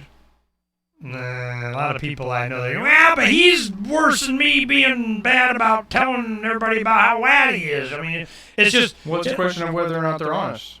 No, the question is a lot of times they're just nuts, or they don't see that it has that impact, or it makes them feel better, it diverts attention. Just trolls, they just kind of do this stuff for grins and giggles. So I'm going, before we leave this, I want to ask one question. Popular Yelp reviewer. And I want to know whether 20th funniest Yelp reviews, 11 hilarious, 21, 21 terrible Yelp reviews of the fanciest restaurants. So if I go in, per se, New York, exceptional, staff was giddy, very appropriate for yada, yada, yada, yada, self-absorbed, chubby, I am not, something, whatever. A request for additions on the menu. The reason what I was hoping to, I'll just go in there and see if they go to it. No. But what I was looking for is people that review a lot, or they're popular, or they're followed. Why are they followed? Are they followed because they're creative in their writing? Are they followed because they really slam it to them? Are they, followed because they write glowing reviews? Or why would you follow someone? Different audiences have different desires from their media. Well, yeah, but I mean, you're still going to have, there's going to be trends. It's going to be, what are the most popular websites? Well, other than gaming or porn, it's somebody criticizes and they do really good and they just beat the living crap out of that. Oh, what if they're just fun? What if they're just kids opening toys? What if why are they? What genre are they in? Why the same people that follow kids opening toys? Who's the person on Yelp that they're following? I mean, I'm just wondering. So you want an aggregator system that essentially gives the user all of this information? No, I'm just curious as to the people that get followed on Yelp. Are they generally negative reviewers or positive reviewers? Oh, that's an interesting question. I don't know. I'm just wondering, are they just funny? They're just out, just to tell them about their day, and they just use that as a way, and I get a rating. I mean, that kind of thing. So, because Yelp is being, there's people in restaurant, man, they just, oh, hell no, they don't like it. They didn't get what they wanted. So, it's interesting. Okay, so we spent enough time on there. We need to go sit down and do this and go through this. It's in the forums. You guys can go through a lot of this. We got a lot to go over, and we got to get through this. But I wanted to do, this. Yeah, we only got about halfway through it. Yeah. Well, I want to do the Yelp thing. The reason I spent time on that and Tender and so on is because I wanted to see in practice something that we're talking about. And I really let's go check the Tender thing. But the Yelp thing, because we had talked on how do you know how to validate or rank someone's ranking of you or someone else. Yeah. I want to go see, do I care what that person thinks? Well, if I see someone lying about me, then I go and I put that into an incident report on their profile. And I'd say, hey, this person lies about people. And hopefully other people see that and they rank their scores less weighted. Yeah. Or they think I'm a liar, which is possible too. If we're gonna quit, I think we should probably read the section technical reputation, because that's where we start actually talking about like software as opposed to just natural anthropological reputation. What do you mean? In the fourth letter of reprisal, if we skip the bootstrap method and we skip concerns about the bootstrap method and we just get down to technical reputation, that's when we're actually talking about a piece of software like Yelp and what pirates might want from it. I'm glad we did this and went through this, because I can see the value of way more of ranking the ranker. Yeah. You know, and that's something that a lot of these places don't do. And, you know, even eBay, you got everybody that has ranked you or what your ranking is. But I'm, as, you know, somebody gives you a 1, I go, God, what happened? Why? And I'm going, well, you know, it was a $9.99, you know, bowling ball. What'd you expect? I mean, you know, I just, you know, it's like reviews on Harbor Freight. Yeah. You know, what a piece of crap. I'm going, well, did it work once? I mean, you know, is it worth the 13 cents you paid for it? I mean, it's just, you know, it's balanced. You know, a lot of times there's a guy that rates Harbor Freight tools on as a YouTube channel. I mean, that's all he does. He's like, all right, let's take a look at how it compares with this. He's going, wow, this is pretty good value. This is, you get 4 of these for that, and wait till they break and last 3 times as long or something. I mean, you know, it's subjective, but you need to be able to rank the ranker, and some of these don't do that. And if I already got kind of questionable, you know, females on Tinder anyway, you know, what do I care what they say? You know, I'm just, you know, why would they probably don't even do that? You can go rank the ranker, but you know, yeah, I doubt they would there. But okay, so we'll go through. Oh yeah, Tinder. I was looking for some of the criteria. They're going to teach me anything. Okay, blog. Now boarding air tender. Ooh, we can Mile High Club in here. What's up? Don't fly solo. We're Tinder. We're all about celebrating the single journey, but it's not a journey if you never leave your. Okay, so it's there, you know, taking a trip. All right, fine. It's Tinder to meet other people in the same airport. Yeah, or fly, or go on a trip, or. All right, That's interesting. I'd be lonely. You know, I can't bitch. I got Donna, man. I'm doing good, but if I didn't have Donna, I'd be worth my Tinder. I need Tinder. I don't think Tinder is the place to meet someone like Donna. No. I think that's not the kind of relationships those users Oh, it's are not looking for. tender like you're tending. I mean, like, you know, it's tender and soft. It's tender like you're Sparking a fire, because it's really just a website for hooking up. It's not a website for meeting someone to date. okay, I get it. It's a net Swipe right Uber and one night get over stand. it. All right. God. You know, if I was, I don't know, I think back to when I was, before I got married, I don't know what the hell I'd be doing, man. I was all full of testosterone in the early 20s and whatever. I have no idea. It'd jack my crap up. You know, and total online free porn and what, man, I'd be messed. Donna saved my life. So, okay, I got a beat on this. We gotta sit down, go to work, and get something to eat and rest our eyes. But I think I got a better understanding now of what we can do and how much stuff we can kind of cut. You know, because a lot of this is because I'm seeing 2 main things here. When you do eBay and Yelp, you're getting a reputation based on the person that's being profiled or commented on, and immediately we both saw that. Yeah, but that's just a popularity contest, high school, negative campaigning, throwing mud on the wall and doing. Yes, he does too. Catapult kittens into sorrel cactuses, you know, and you get that information, but in a campaign, I mean, who said it?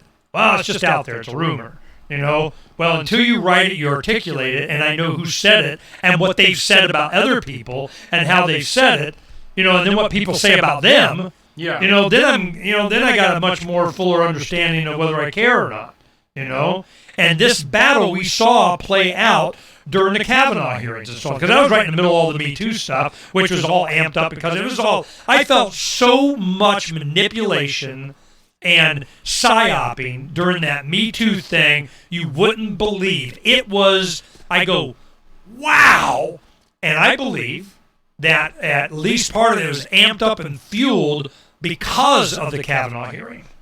Well, you might have been experiencing it differently than most people. Oh, yeah, of course I was. Were intended to, because what it's supposed to be is people who you personally know in your life coming out with stories they've never told you, because now they feel like there's some sort of social cover and they won't have to deal with people calling them liars or making fun of them or whatever. And so, in theory, the way that you should experience something like the Me Too movement is people in your life and based on their trust, not just like you trust them because it's a hashtag. Like, your experience is probably different because you're dealing with it as a personality in the media, whereas, like, I'm dealing with it as someone who's like, oh, shit, like, this girl I knew from high school posted a story about something that happened to her. That's awful. And it's like, I'm not going to, like, that's not, like, she's not like Rachel Maddow. She doesn't have a political agenda for, like, sharing with her friends something that she's kept to herself for years. Yeah, but most of my experiences in this kind of stuff, of course, started in high school. What somebody, kind of stuff? Somebody said something about somebody in a rumor of whatever. Oh, yeah. And, There's no way to avoid it. Yeah, it's that like in every social circle. So it's always like that. It was. I'm going, what? Who said that? Who told you that? I mean, it's a lot of times. Right. You just did in a bootstrap method what you're trying to do in a digital method. You said, who said that? How reliable are they? Right. And that's what I'm looking. For I can see the value of that more because I remember the value of it. I'll tell you one thing. There was a girl in high school that I kind of knew. She was in my class, and I think she was trying to get me for something. I don't even remember why. She just, I don't know, flirting or where the hell it was. But she goes, "Hey, Ernie, did you know so-and-so, they're gay?" I'm going, wow, really? Okay. I don't know why you're telling me, and I don't care, so I let it go. Well, what she expected... and I think she might have been trying to get at me because a friend of hers I was broke up with. I don't even know what her motivation was, but she told me that, and then she's expecting by the end of the day, man, it'll be a rumor all over, and Ernie said it. It was really not an attack on the girl as much as it was on me, I think. So at the end of it, she goes, "Oh, did you, why didn't you tell anybody?" Because I don't care. It was something simple like that. She wanted you to spread the rumor for Yeah. her. She wanted me to spread the rumor. And I'm going, well, of course it would come that she told me, but it was going to be, I don't think it would go back to her. She was going to be that I was the one that was spreading it or something like. It was just one of these people that, she was an attractive girl that good friends with somebody that I knew. I don't even know why, but it was definitely trying to insert her way into my life and, making me whatever. And the only reason I did, because I just wasn't that kind of person, I just didn't care. I'm going, yeah, whatever, so if you're saying it, you're probably not just telling me it'll be a thing, and I'm not adding to it because I don't care. So what happens? If I would have done that, they go, God, did Ernie, why did, who said it? Ernie, they go, oh, well, Ernie said it. I might have had more credibility than other people, mainly because I didn't spread rumors because I didn't care, You know what a perfect example of this is the thing that went on with Will Cooley and my wife while I was here, my ex-wife while I was here. Mm-hmm. Like he made some accusations against her, and I'm in a position because I have, first-hand account of her and her career and what I know the things he's saying are false. I'm in a position to say, hey, this dude's lying about this person, and I have no motive to, and we're not married anymore. It's not like I have any, ulterior motive in sticking up for her. It's just I'm interested in a society where reputations are true, and he's trying to sabotage hers for no reason. Well, see, that's another thing, when, that could even be another level of rating the raider when they come clean, or they tell the truth, or they defend someone or something. That could be another level, Or you want a high reputation so that when you do come back and you do something like that, it has greater weight, maybe not algorithmically, but certainly with people. That's why it's important to be able to rate the rater. Yeah. And that's one of the things that, we... So, yeah, essentially what I'm saying is I was in a position to rate Will Cooley because he was making false accusations, and the hope is... Well, then people want to rate you as being the rater. I'm fine with that, too. But the hope is that the truth sort of susses out and people are able to tell, who's being unreliable, and that if they decide that person's lying, they believe the claim that they're lying, then that should reflect upon all of their future stories that they're not a reliable person. Right. So where's the ranking of them? See, that's one thing that was on here. It was their profile, the people that they ranked, the stuff that they did, but it didn't ranking the ranker didn't have a rank. Ranking the ranker sounds funny to me because I keep thinking you mean ranker like noise. I know. Like, this is a very good noise. I rank this ranker 5 out of 5. Ranking the ranker. All right. Well, we spent enough time. I'm sure there's nobody listening anyway, but I want to get the recording in the archive just in case, because it didn't go as smooth as I had thought. But I'm glad we had... It's such a huge topic. I'm glad we had this. We've been talking about this, but we didn't pull up anything. Because I've looked at eBay stuff and, the tender, I didn't really open it because, you got to have an account and all that crap. I don't care. But the Yelp one. And I could see, I bet you that evolved because restaurants were pissed off. Yeah. How the hell you know this from? They did 50 gazillion reviews on, and they trashed everybody and whatever. They went and trashed their other competitors, too. You had restaurants that were writing bad reviews of restaurants they'd never eaten in because they were hoping that people would come to their restaurant instead. Yeah. Ranking the ranker. And all of this research has been done for us for just this reason. Yeah. So that's good. So, we're in this funny position, right, where this letter could either be 4 times as long, and we could go into all of these features and all of these things. But we always trim. Or we could try and cut it down in half, but then there really isn't space to get into the level of detail we're talking about now.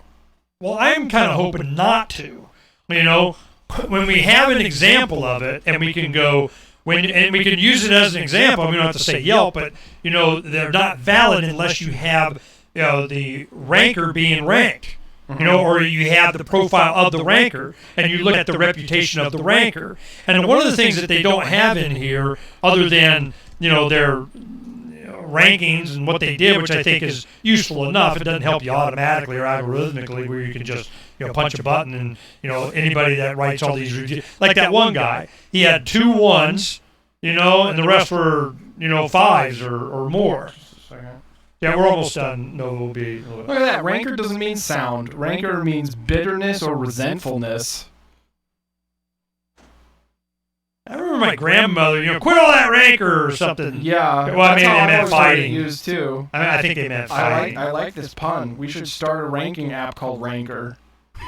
Okay, now what's the definition? It says bitterness or resentfulness, especially when long-standing. So ranker is like holding a grudge. But you get ranked on Ranker. You would be at the top. You're a contender. Okay? So you don't think so, all your friends that know you don't, but I just know your wit. Someone you disagree with, you're brutal. I don't even want to engage with you because I know, this is, because I was one of those guys in the 90s. I think truth matters, that's why. Yeah, but it doesn't have to get in. It's just annoyingly... I make... See, my thing is I'm not looking for capitulation. I'm looking for documentation of my point. When I was on, different email lists or so on, let me ask the question.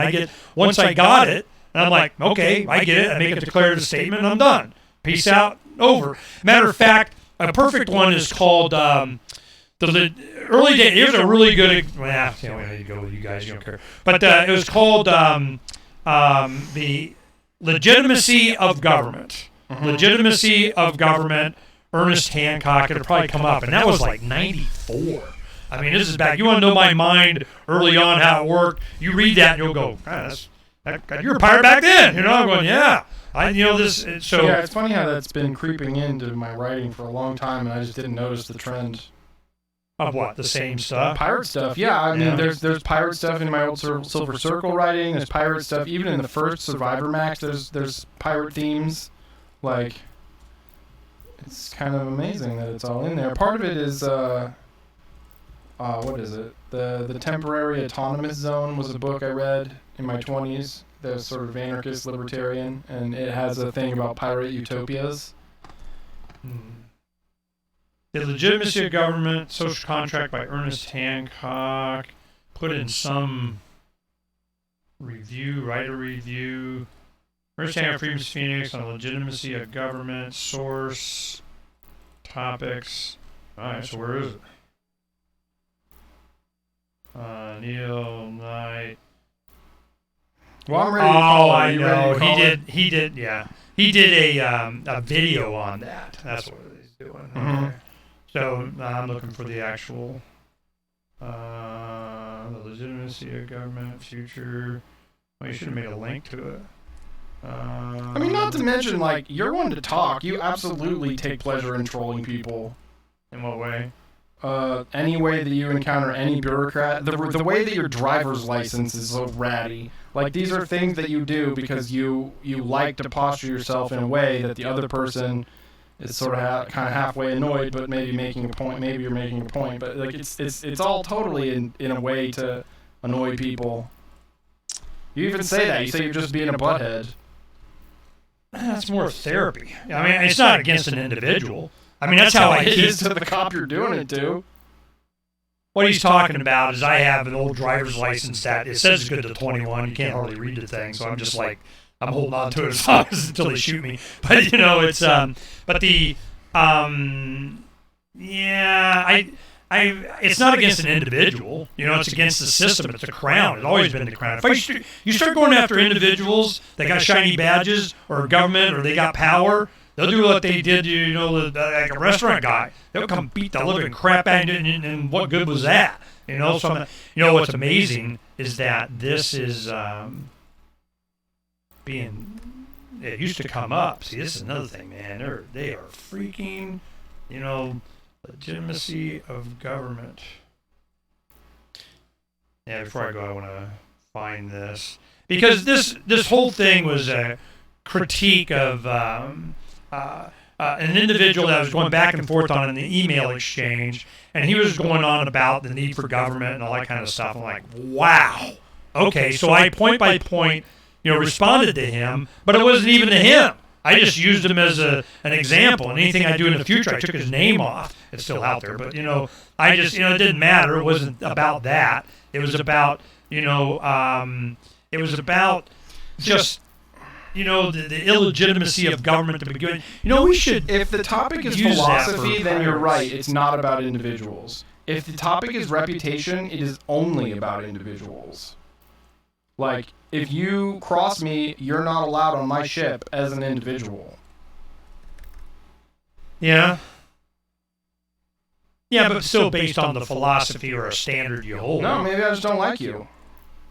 Well, It's my ship. My standard is I don't like you. I mean, you know, then what? You know, this is Like, a standard for me is, do my other loved ones like I stick up for my loved ones. And so if my other loved ones don't like you, but I do, there is a decent chance you're not going to be allowed on my ship. Yeah, no, it's a Donna thing. Donna doesn't like you. Life sucks. Get over it. You know, the legitimacy of I had to do, you know, this on Google because Yahoo or whoever the hell it was I had, you know, didn't do it. But the legitimacy of government, Tucson Sentinel, online radio. What the heck? Oh, this was some news thing I did on militia something. Okay, the legitimacy of social legitimacy of government. All right, we'll go to the one on Freedom's Phoenix. Yeah, here it is. Okay, where's the link to this?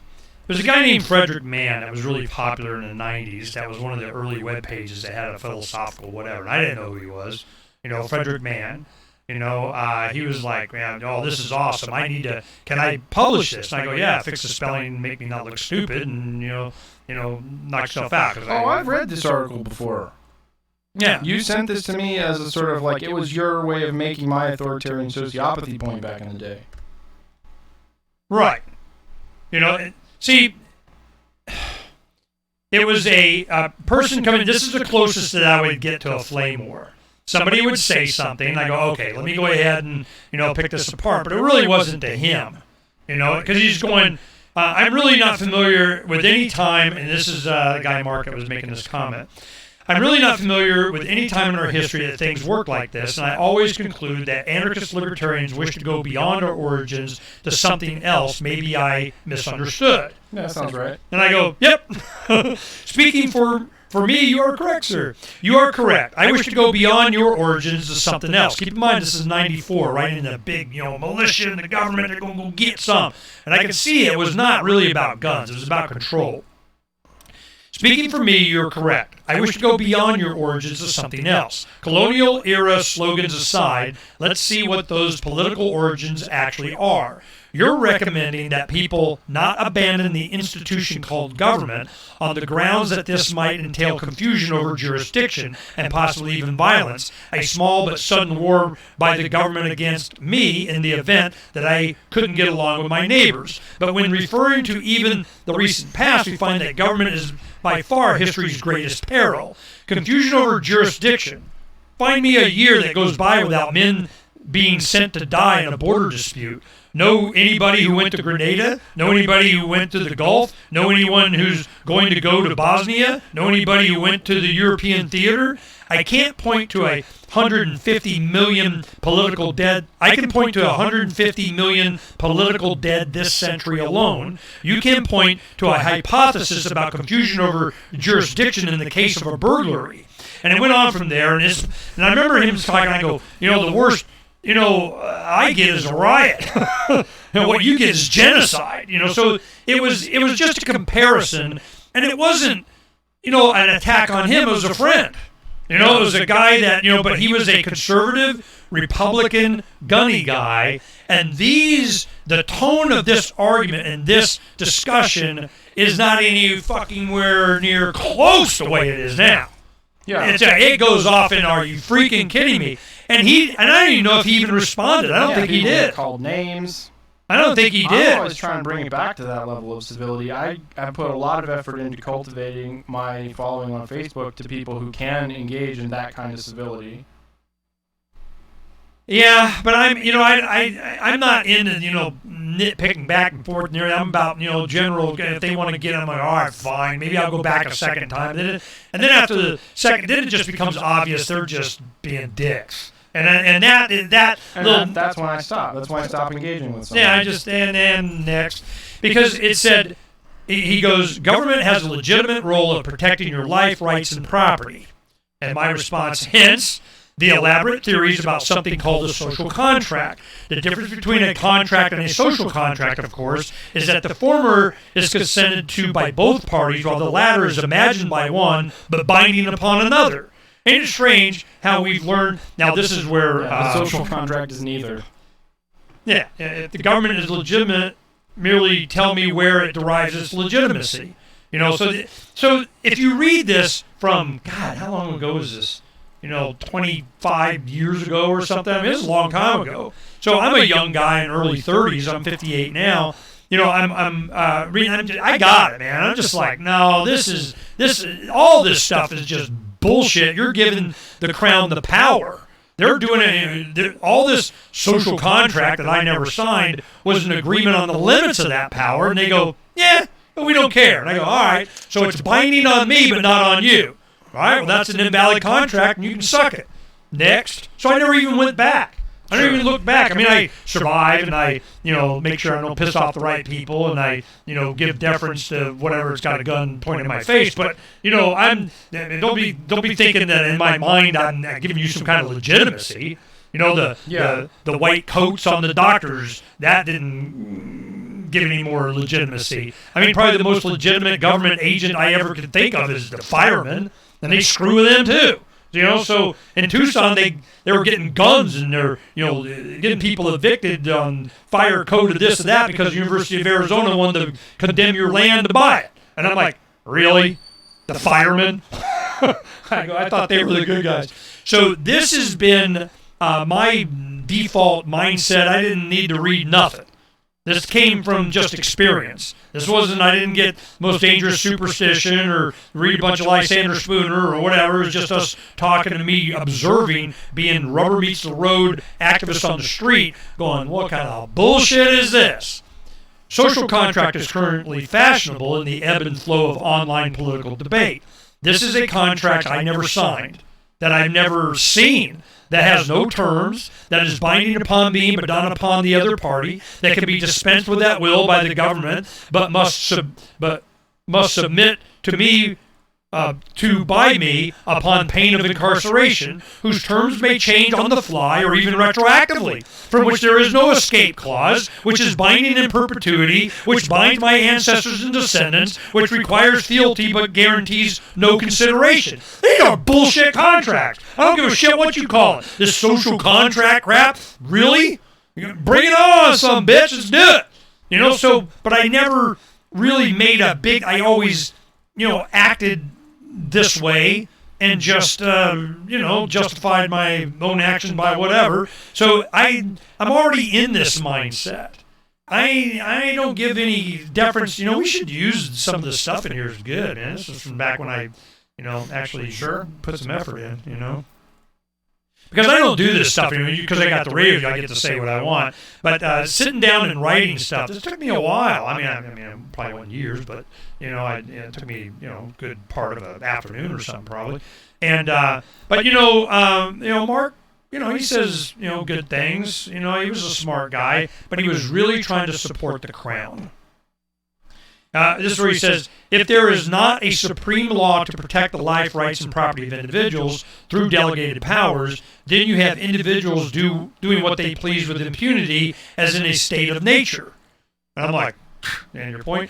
There's only one state of nature, the only one that ever was. And in this state, people can go wandering around doing whatever they want with impunity. This is the nature of the human organism. We are each exclusively self-controlled. So the point is I'm going, dude, I wake up an anarchist. Nobody tells me when to get up, do that. What do you think? That's what they want. They want you programmed. In fact, Canada is wanting to take on this citizenship score like China does, and but they have in there that you can gain citizen points by going through the app of your daily routine, even brushing your teeth. You get teeth brushing. Teeth brushing. Someone call it Vermin Supreme. I guess you got to hold your phone with your brush so they know. Copyrighted material. Oh, is he saying that? Oh, he's mandatory toothbrushing is definitely Vermin Supreme's wheelhouse. Yeah. Move to Canada. He's close enough. But, he doesn't really mean it. He's making a point. Really? You still trust the government? So this is, I should put this towards the top again. I think I'll do that. All right. Thanks for anybody that hung out this long. Sucks to be you. But we'll do the full letter. Maybe another time on the show. Peace, guys.